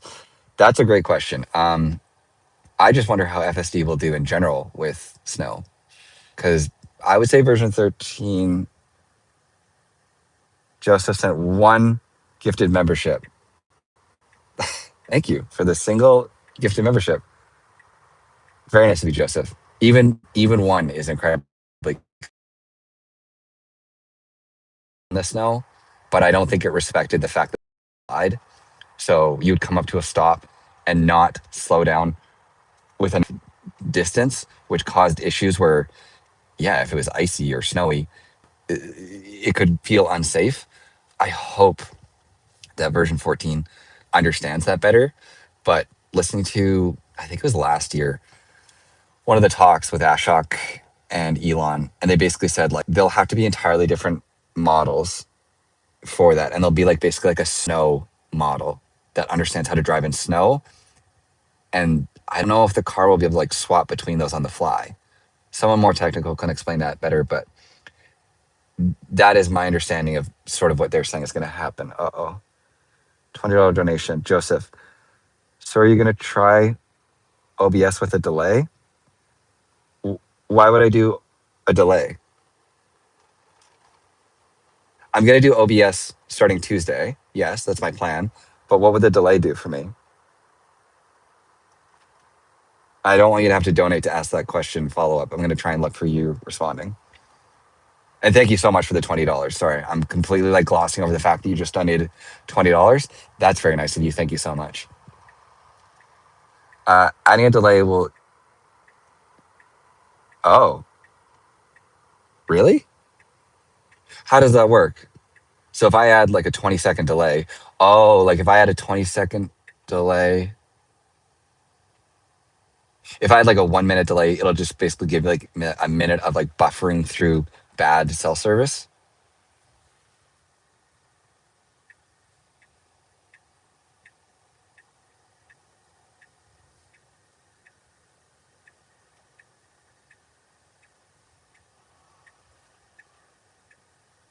I'm hoping that awning didn't just like cut me out as I asked that. So if I add a 1 minute delay, I can Google this also when I get home. If set up right, yeah. Oh wow, that's cool. Okay, wait, who donated $100? 1 second. Let me get out of here because I'm worried that. Oh no, there's a pretty. Okay, well, I'm going to address the $100 donation in 2 seconds here. Joseph, that's very cool. Within limits, of course.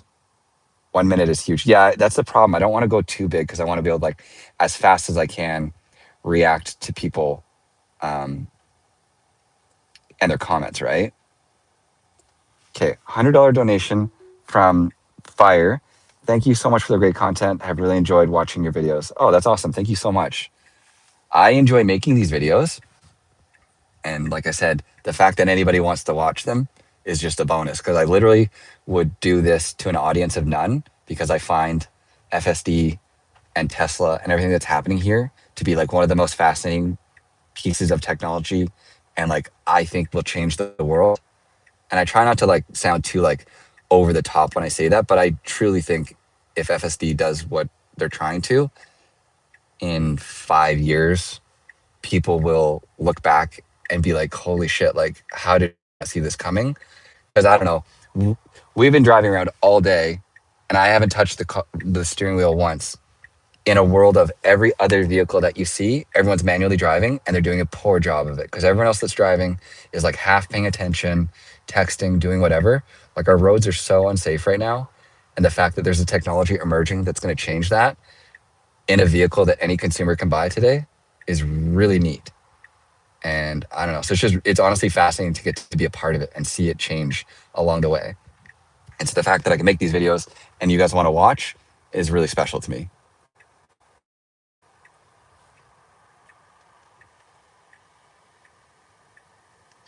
Can't wait to see YouTubers testing Optimus. Yeah, I mean, literally, I think that's going to be my next thing. Like, they're going to solve autonomy with FSD, and hopefully around that time, Optimus comes out, and it'll just be like me and Optimus doing things on live stream, I guess. I don't know. Okay, we're going to, where are we going? Just this parking lot. And we're going to park at the parking lot. Nice job.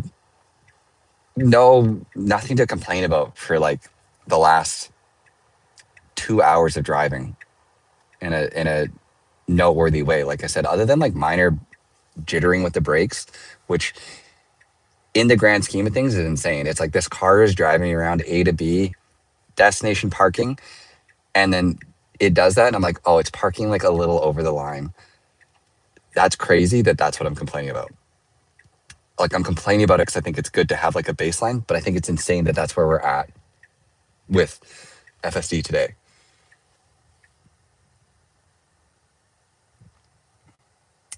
You know, we parked dead center in this parking lot as far as like on the line. This is a line, this is a line, and right here is another line. So again, incredibly good, but parking still just isn't perfect. Okay, let's go. Let's go to, I don't know. I think like these small roads will have like possibly interesting interactions. So let's go here. Is there anything anybody wants to see? Yeah, disengagements are more for drivers' comfort and convenience, for sure. Like, I haven't felt the need from a safety standpoint to disengage once. The only time I've like put my hand near the wheel is when I'm like, this is a little embarrassing. But again, I do think I'm an overly conservative driver. So there's times where I'm maybe more cautious of it. The car has been amazing this entire time. It's incredible. I'm curious about Mad Max speeding. Oh, okay. So, can I get on the highway from here? What is this route? Holy. Okay, hold on. Hold on. One sec. I'm just trying to turn us around. This is a bad route. Let's see. Let's see. I can just get us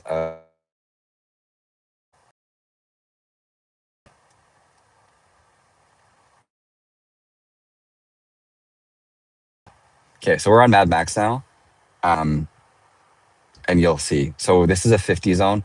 I'm gonna do this as well. Hopefully this just kind of like splits the difference and everybody gets to see. But I'm gonna put it on miles. So we're going 80 kilometers an hour in a 50. So we're going 30 over. We're going 50 miles in a 30. So we're going 20 miles an hour over is basically what Mad Max is doing on this road. Maybe that's really normal. I personally wouldn't go 30 over.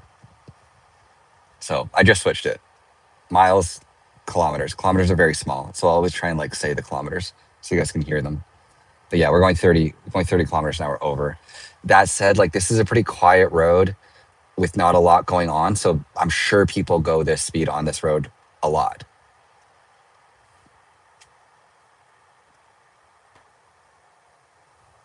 Like, again, I'm a conservative driver. I don't like to go more than like 10, 15 at most over the speed limit.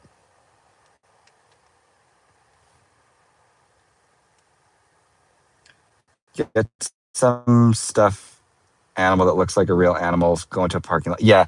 So who's saying that? Bob. Oh, really good job. I'll be fully honest. How do I word this? I wasn't properly paying attention and I didn't see these people at the crosswalk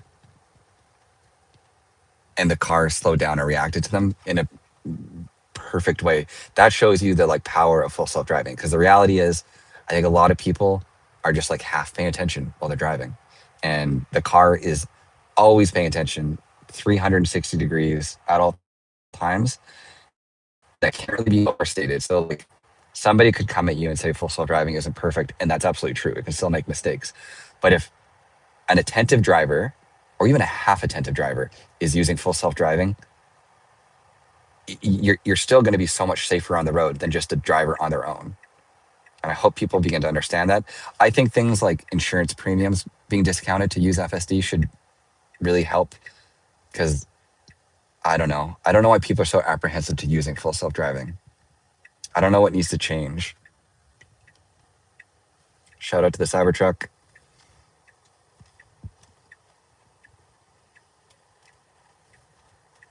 Joseph sent 10 more gift memberships. Oh my God. Thank you so much, Joseph. You're incredibly kind. Thank you so much. we're in Mad Max, and so you can see that we're doing a little bit of lane changing to try and get it through. So we're going to straight away go here to go faster. Like we're not going to wait for this person to move over for us.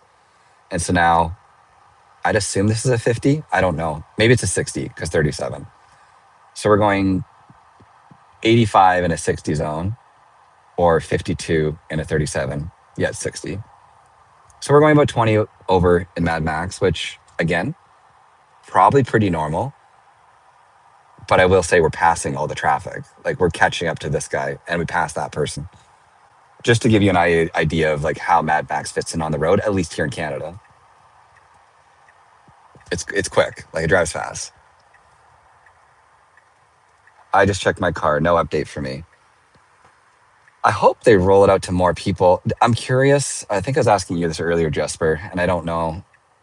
Did everyone that had 14.1.3 get 14.1.4 last night?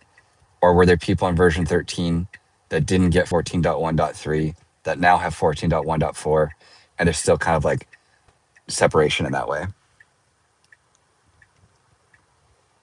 No. No. Oh, weird.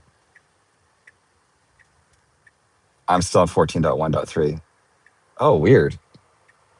I would have assumed if you got 14.1.3, you'd just be kind of in this batch of whatever they're calling like advanced users.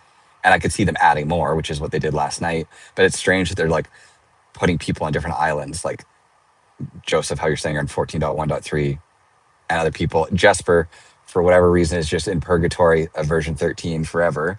I don't know what's going on with you.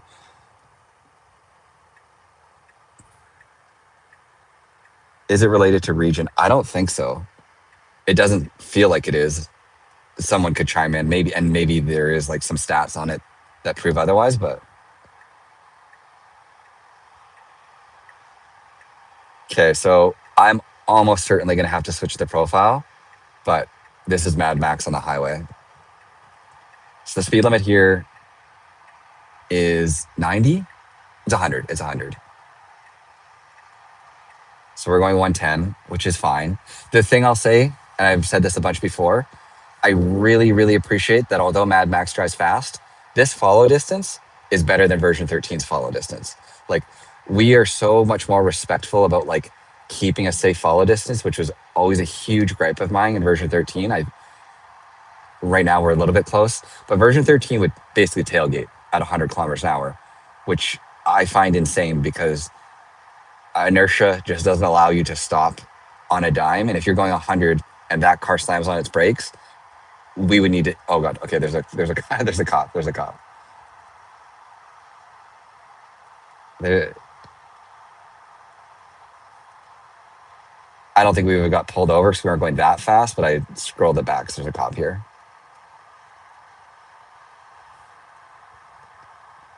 Mad Max is good. Yeah, Mad Max is great. I just, like I said, I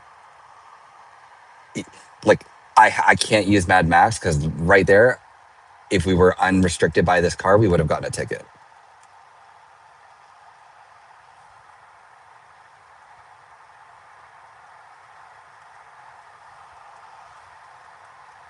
I think I'd only use Mad Max if I was in heavy traffic and for emergencies. Yeah, same. Like I'm only turning on Mad Max to show people in my day-to-day life with no cameras on, outside of creating content for like YouTube or anything like that. I would never turn on Mad Max. I think it's just even hurry. I find personally drives too quick, but that's why I find standard to be kind of like ideal. I don't know. But again, like we're driving 15 over the speed limit, and there's still cars faster than us. So it's a personal preference. If you want to go 80 miles an hour, 85 miles an hour, you can with Mad Max. It's just if you get a ticket, so be it.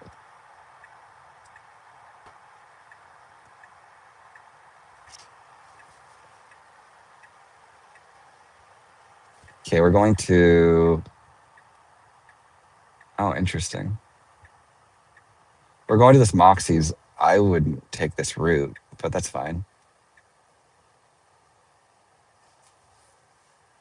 The thing I'll say, oh, I see, because we can't get across. Okay, disregard what I'm faulting full self-driving for. It's doing great.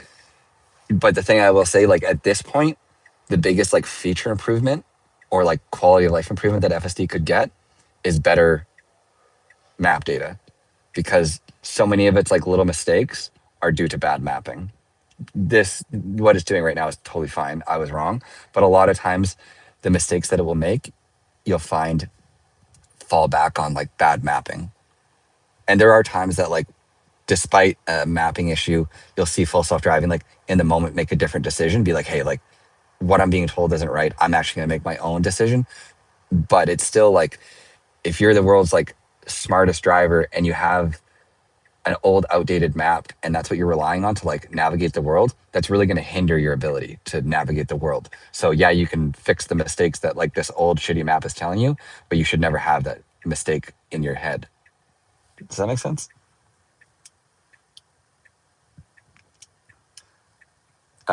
Joseph, EV allowed and HOV in this area. I don't know if you're asking that or saying that, but yeah, like I can be alone in this car in the HOV lane. Previously, you needed a sticker. You probably see somebody on the road here with one. It's like an EV decal. And previously, you needed a sticker to drive in the HOV lane. They got rid of that. So now you don't even need a sticker. You just need to have an electric vehicle. I think hybrid counts too. Oh, someone else asked. I answered. Are you from?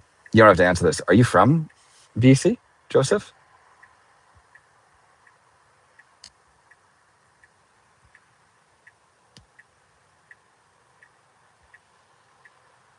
Oh, Aaron, nice job changing lanes. Yeah, very good. The car is, I'd consider myself a good driver. The car is without a doubt better at changing lanes and moving through traffic than I think your average human driver is, because it does it with so much like fluidity and confidence.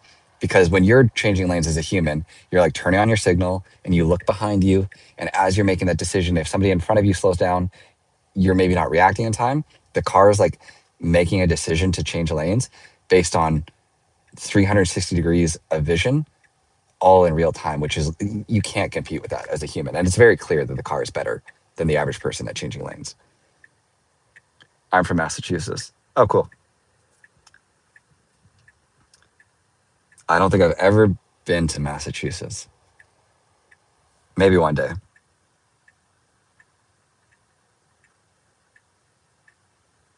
Pork Aquilum reporting in. How's it going? I go to Poco a lot. It's really nice there.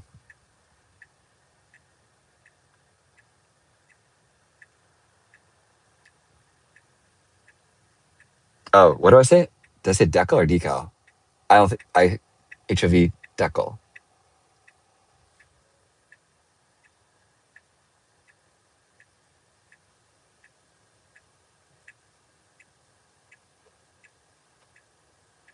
Joseph is the new Elon Musk. That's funny. So a human driver would probably run that.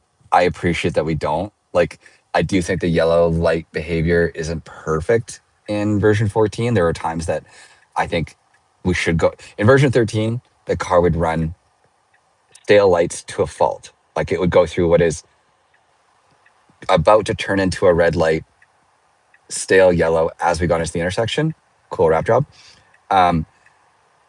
But version 14 has gone the other direction, and a light that turns yellow that any human driver would go through, this car will now slam on the brakes. So I think the way version 13 was doing it is wrong. And I think the way version 14 is doing it is wrong. And I think there's a middle ground to be had somewhere there. Shout out Joseph for 20 more gifted donation memberships. Incredible. I literally don't think there can't be that many more people without memberships at this point. Wow. That's very nice of you, Joseph. Thank you so much. I don't even know what you're up to now. I think you're like 120, 130. Oh, it's something and one. So you're like 131 gifted donations. That's insane. Crazy. Thank you. Still people without it. That's brutal. I'm so sorry, those of you that don't have it. I'm still not a member. They just sent out a big wave. Oh, they sent out a wave. Jesper, did you get in? Or anybody else? That's cool though. Congrats. Congrats, Sly. on the membership. It's really weird to me. I'm curious if everybody that's gotten into version 14.1.3 and 14.1.4, if they actually do have advanced selected. Because are they truly using the advanced toggle, which, sorry, anybody that doesn't know, under autopilot, there's this thing. No, sorry, that's a lie. Under software, there's this software update preference. And on the earnings call, I think it was Ashok or Elon, said if you have advanced toggled, you'll get into the version 14 early, whatever. But there are definitely people with it toggled, like Jesper and others, that don't have it yet. So I'm curious, a little bit of hesitation there. I'm curious how much this actually is playing into who gets version 14. Did Jesper reply? I got advanced. Okay, so Joseph, you have advanced and you got it. Yeah, so there's at least some correlation there. I wonder if there's people that got it that didn't have it toggled. You have 5.33K subs to go through for all the memberships. Wait, is that how it works? There's no way. I assume it would prioritize gifting memberships to people in the chat versus just randomly to my subs. No? That's crazy. To me, I thought that's how it would work. And it seems disappointing that it wouldn't. It should prioritize people in the chat. It's the chat. Yeah, okay. That's what I thought. Okay. Okay, destination parking. So this is what sometimes gets awkward, but we're waiting. Nice job.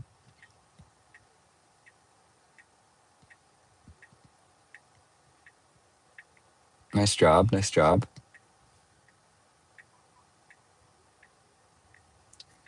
He sees that I'm auto parking. They both know. I'm parking next to a Tesla and they see that I'm like auto parking. So I think they know what's up. $20 from Whatnot. Glad to see you're still streaming. I keep wanting to end, but people just keep donating, and I don't want to end as long as there's like crazy donations happening with memberships and everything. So I think for as long as there's people donating, I kind of have to. We'll go. Where is this? Where am I? We'll go up here. $5 from Holy Yalla Bouth. So sorry. Thanks for the subscription. My brother, whoever gifted it to me, I'm assuming it was Joseph that gifted it to you. It could have also been Jesper because he's been super kind and donated a bunch. Enjoy the sub. I hope you and any new member enjoy the channel. Like I said, I'm going to put in a lot of work, especially now, to make it enjoyable for you all.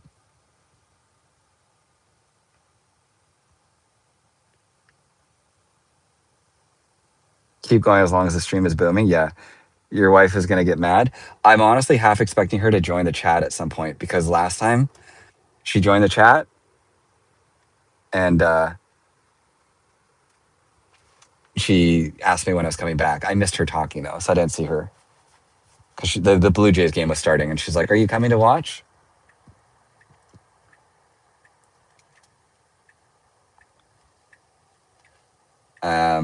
Anybody that's new, 14.1.4 seems great so far. I'd say like non-scientifically it's 20% better than 14.1.3. It's better, but it still has some slight like braking and hesitation issues around pedestrians and cars. No new features, but we've driven 52 miles. I don't know what that is in kilometers, and I haven't had a single safety critical disengagement. So very, very good job by Tesla.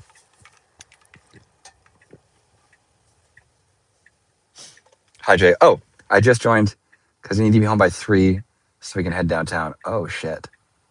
Well, look at that. That's funny. 1 second here. Add as moderator. She can be a big moderator. Hi, Jay. For anybody that doesn't know, Jay is I would always call her wife, but she's my fiance. We just got engaged recently in Greece. She's a wonderful lady to put up with all of the crazy, nerdy Tesla stuff that I do. I talk about her. I talk to her about FSD more than any person deserves to be talked to about FSD. Uh, so she's just very, very nice. Like it's a Sunday. We're supposed to be hanging out at home. I hopped in the car for what I said was going to be an hour or two. I think that was almost 4 hours ago. So shout out to Jay. She's great. He is ours now. Don't torture her with Costco. Yeah, Joseph, she's done enough Costco runs. Maybe if they do like 14.2, I'll bring her back to do a Costco shop or whatever parking lot thing. But yeah, with all the incredibly generous donations that you guys have given, I'll maybe get Jay something nice. I think she deserves it. She's a big part of this channel in a very silent way. What am I supposed to do as a moderator? Nothing. Honestly, I just made you a moderator because like green people are members and I see members easier. But now Joseph and Jesper have donated like, I think over 200 memberships. So there's too many green people. So I see moderators. And for glancing over, I can definitely not miss those people's chats.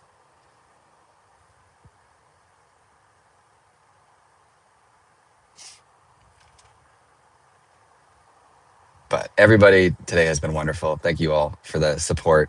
It's been cool. It's been a fun stream. I'd say I'm going to head back towards home. So another like half hour or so. I'll be home at like 2:30, Jay. 2:45 at the latest. And then what'll happen, Jay has to obviously sign off on this, but we're going to go downtown to see friends. I'll at least film a video just with like the cameras rolling. Maybe I'll convince Jay to like do like a narrated one because we're going to be in Vancouver, which is even more intense than any of this driving has been. And maybe we'll do some like downtown Vancouver driving just to see version 14.1.4, but that won't be a live stream. That'll be a video that comes out on the channel. Uh-oh. Denver just donated 10 memberships. Thank you so much, Denver. That's very kind of you. Very nice of you. Thank you, Denver. Everybody who is a new member, welcome to the channel. Enjoy. That's awesome.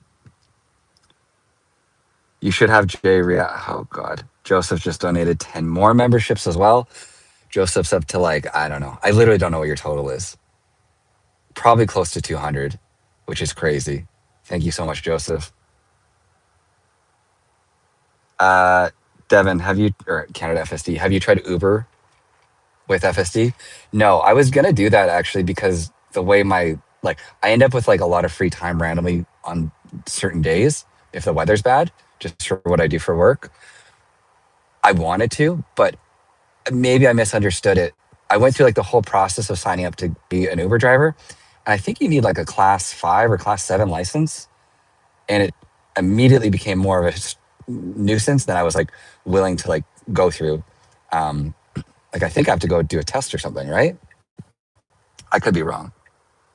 Are you on Mad Max? Oh no, I'm on standard. I took it off Mad Max on the highway. I'll put it back in standard.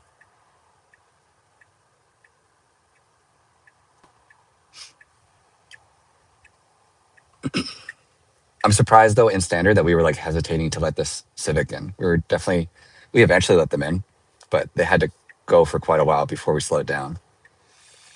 Okay, we'll do one more destination park here, and then I'm gonna head back towards home.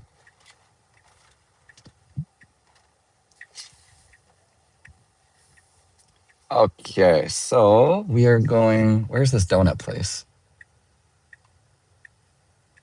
I don't even know where it is.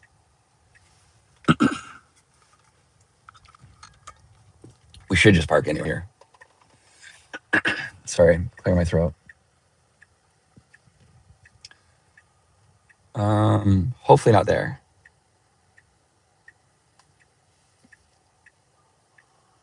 Okay, nice job. For anybody asking, my car doesn't have the front bumper camera, and even still, it'll try to pull in park. It does seem like it struggles and like is much more terrible park job. Terrible park job. We're like crooked and halfway up. It's fine, but if I was doing this, I'd take over and park normally. But you can pull in park with a hardware 4 car without a bumper. Sorry. I'm hoping clearing my throat isn't super loud. I've just been talking for like 3 hours, so. Denver sent 10 more donations. Oh my God. 10 more gifted subs from Denver. Denver, thank you very much. At this point, the whole chat has to have membership. Jay probably has membership.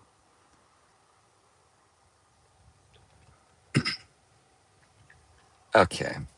We're heading out. We're going to Triple O's, and then we will destination park there. Again, we're at 50. I'm going to switch it off of miles. Did I just get more? Oh my God, we did. Okay, Joseph did 5. Thank you so much, Joseph. Again, that must be you going to 201. I'm assuming why 5 seems like a number like you're trying to get to something. So I'm guessing you're at something like 201 members gifted. That's very nice of you. Whatnot gifted 20. Dude, Whatnot, thank you so much, man. So many kind people here. Okay, wait, I think there was more. What's this? Yala Boath. I'm so sorry for mispronouncing your name. Like, I apologize. Thank you for the gifted membership. Super kind of you. Really appreciate it. I'm in. Everybody has to be in at this point. No, there's still a few people without. Crazy. Thank you so much, everybody, for the gifted. That's cool. It's cool because you could just donate, which is obviously kind too, but like donating the memberships, I find to be really cool because now everybody benefits from it in the channel. Like, I still make money off it, which is incredibly nice of you to do.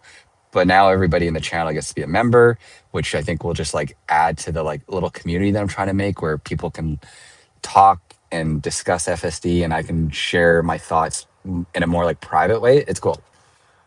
Oh, Whatnot sent 50? See. Okay. Wow.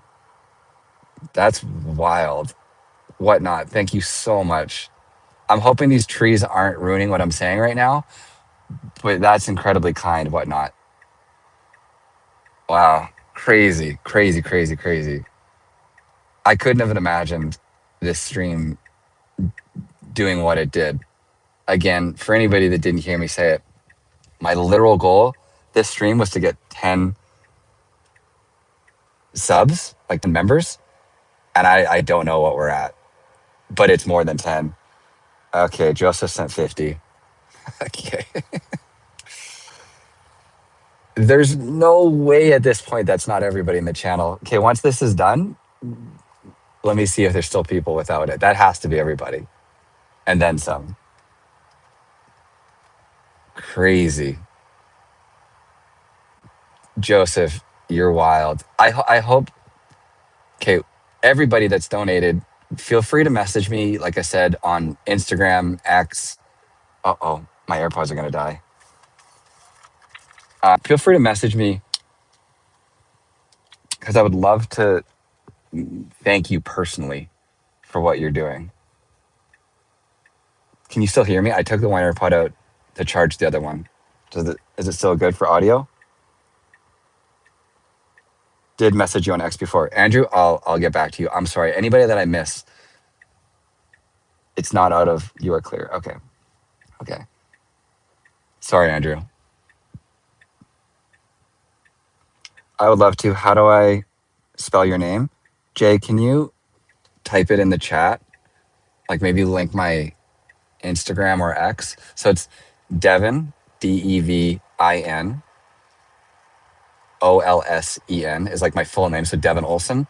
So on Instagram, it's just my name. And then on X, it's my name, but with an extra N. So Devin Olsen with 2 N's.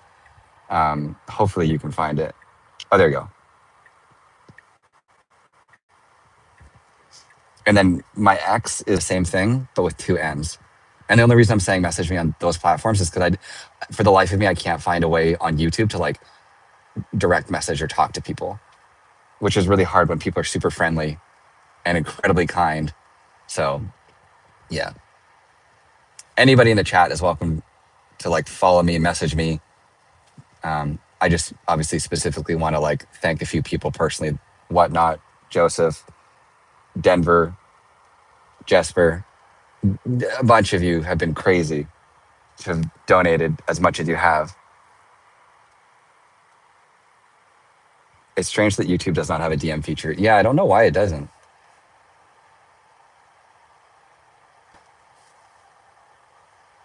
I'm switching back to kilometers, by the way. Or is it okay? Like, should I leave it in miles and Canadian people, can you read the kilometers? And American people can do both? Or is it like, for Canadians, is this annoying?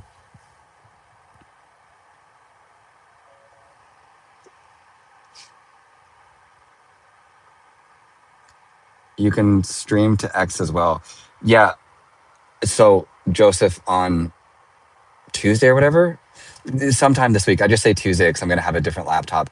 My plan is to multi-stream using OBS or Streamlabs to X and YouTube because I do think that'll like help my audience because I'm sure people that follow me on X that don't watch me on YouTube. So that was my plan, is to multi-stream to both. Jade, does he realize he's good at this? Sorry, I'm trying my best to read the chat.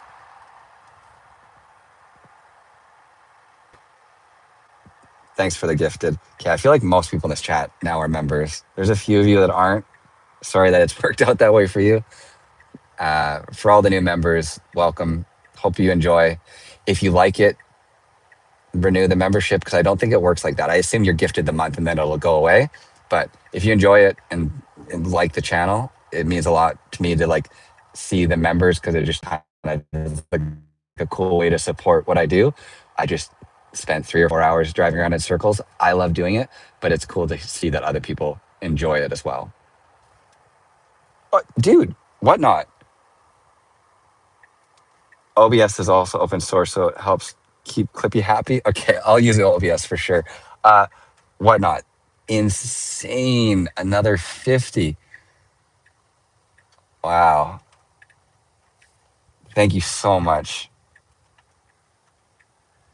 Wow. Okay. These friends of ours that we're going to see better be pretty friggin' nice. I feel bad ending the stream. I'm sorry, guys. I'll drive for a little bit longer because I still have to get like towards home, but I definitely am marching that way. Whatnot. Very nice of you. This thing that says no parking, we're parking on it. So it did a good job angle parking, I will say. I'll give it that. But we're fully on the like, don't park here area. Okay, let's see. Heading back towards, let's go here. Start. Denver, 20 gifted memberships. Wow. Crazy. Thank you all so much. Wow. I'm sorry I'm not able to really read the chat much for like the questions that are probably coming in. I hope this is enjoyable and I'm just trying to like talk through the drive. The chat's just been insane for like gifted and donations and stuff. So I'm not intentionally avoiding anybody's questions. There's just a lot going on. And ultimately I'm responsible to drive is the big thing too. Yeah. For those of you just tuning in, 14.1.4 feels about 20% better than 14.1.3. There still is brake stabbing, brake jittering, whatever you want to call it. It feels really good. I've driven 58 miles for the past like 3-4 hours and I haven't touched the wheel once. The car is in absolutely everything. We've driven through a lot of like weird scenarios and the car is doing everything for us, which is insane. Currently I'm in the Mad Max profile because I'm just trying to test it out. But yeah.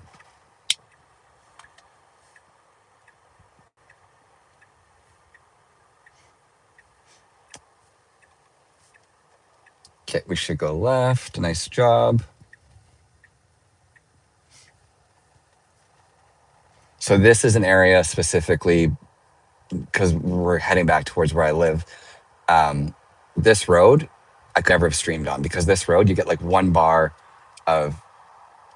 Oh, it doesn't really. It's showing more here, but like the LTE here drops. So because there's no way I could stream and do the same drive. Like the stream would end right here. It basically wouldn't work.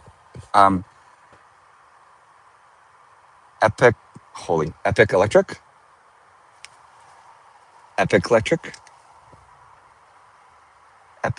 Electric Universe. 5 gifted subs. Thank you so much. It's not that I couldn't read, the font is just small and I'm trying to like pay attention to the road. Thank you very much for the 5 gifted subs. That's awesome. Really appreciate it. Welcome everybody to the channel. Hope you enjoy. I'm going to keep doing this lots because it seems like people enjoy it. I'll do my best to have more dynamic content so we're not just like doing boring nothing drives. So maybe, I don't know exactly how it works. I think now that, no, because I don't want it just to be for members. Maybe reply on my most recent post, like my most recent public post, if there's anything you want to see on these live streams that I haven't done. And I'll do my best to like basically curate a list. So on some of the drives, I can like go through that list and make sure I do things that people want to see. Same goes if there's questions I haven't answered. I'm sorry. Yeah. For anybody that doesn't know, all this isn't crazy rain.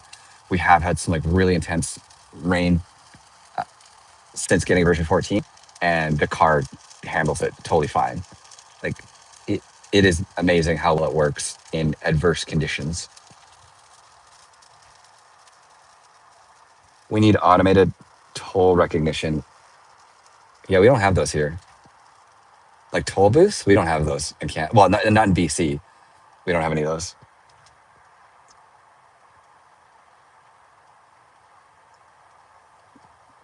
Joseph, you're wild. You're all wild. You guys have donated a stupid amount of memberships. It's very nice of you all. Thank you, everybody that's even just liked this live stream or commented. Thank you so much for being a part of it. We're 4 minutes away, so I'm about to be done. I think I streamed for like, I don't know, 3 hours, maybe more. I hope you all enjoyed it. I will do this. Maybe it'll be like every Sunday. I'll do a long live stream or whatever. I'll try and make it as like scheduled as possible. As long as you guys want to watch this, I'll make this kind of content. So it's obviously huge that you're all supporting it in the way that you are. It means a lot to me. Thank you so much. To wrap things up, just again, my final thoughts. FSD version 14 is incredibly good. Without a doubt, better than version 13. It just lacks the like refinement that version 13 had from like a smoothness and polish.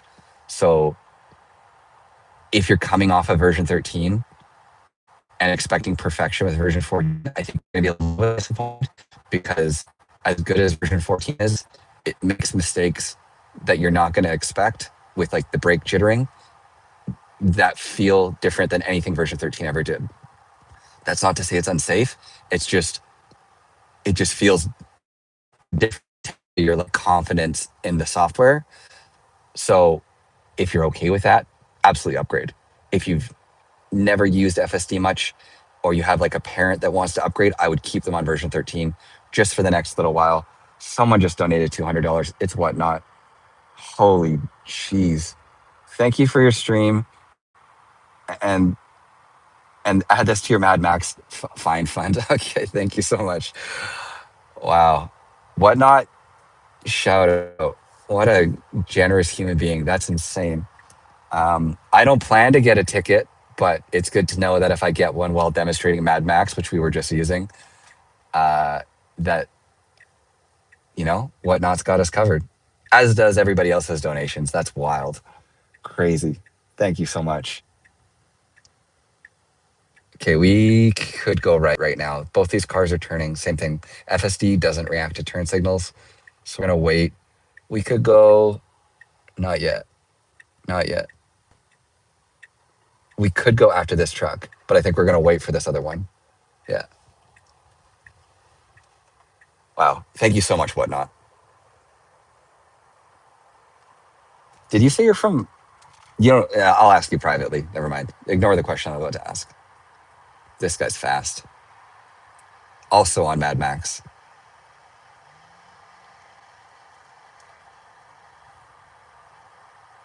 See, that's what I find funny. Like, we're going 90 in a 50 or 60 zone, and I feel like we're driving recklessly fast. That dude is like weaving in and out of traffic faster than we are. So again, I think there's a lot of people that are worse drivers than I realize. And that the person like that will never want to use full self-driving because the car will never drive like that. So I don't know how you get to a future where every single person adopts full self-driving if there's going to still be drivers like that. That person doesn't care how safe FSD is. That person wants to drive, no offense, but like an asshole. And I don't think there's going to be a world where you'll be able to take that away from them and have it not be a huge problem. I don't know. Okay, so we're doing one last parking lot destination park here. It looks like we're just going to back in. Same thing is going to happen. We're going to do, one move? Yeah, two moves. So great job parking. Two moves, which is unnecessary, unfortunately. But otherwise, that is 62.2 miles. I'm going to switch it to kilometers because I'm an idiot and don't know how to convert that on the fly. That is, oops, we did 100 kilometers. Wow, look at that. To the T. We did 100 kilometers. Joseph, thank you for the one gifted donation. Thank you so much. We did 100 kilometers of driving, however many hours that was. I did not touch this wheel once to drive the car. The car did absolutely everything for us. That was insane. That was a really fun stream. You guys are all great. Thank you so much. I will make a post and try and set up something more regular so people know when to tune in. But yeah, thank you very much, every single one of you. You're all great. Joseph gave another one gifted membership. I got to shut this down. I got to go. We got to go for dinner with our friends. So bye, guys. 3.52 minutes. Oh, God. Oh, God. Sorry. Bye.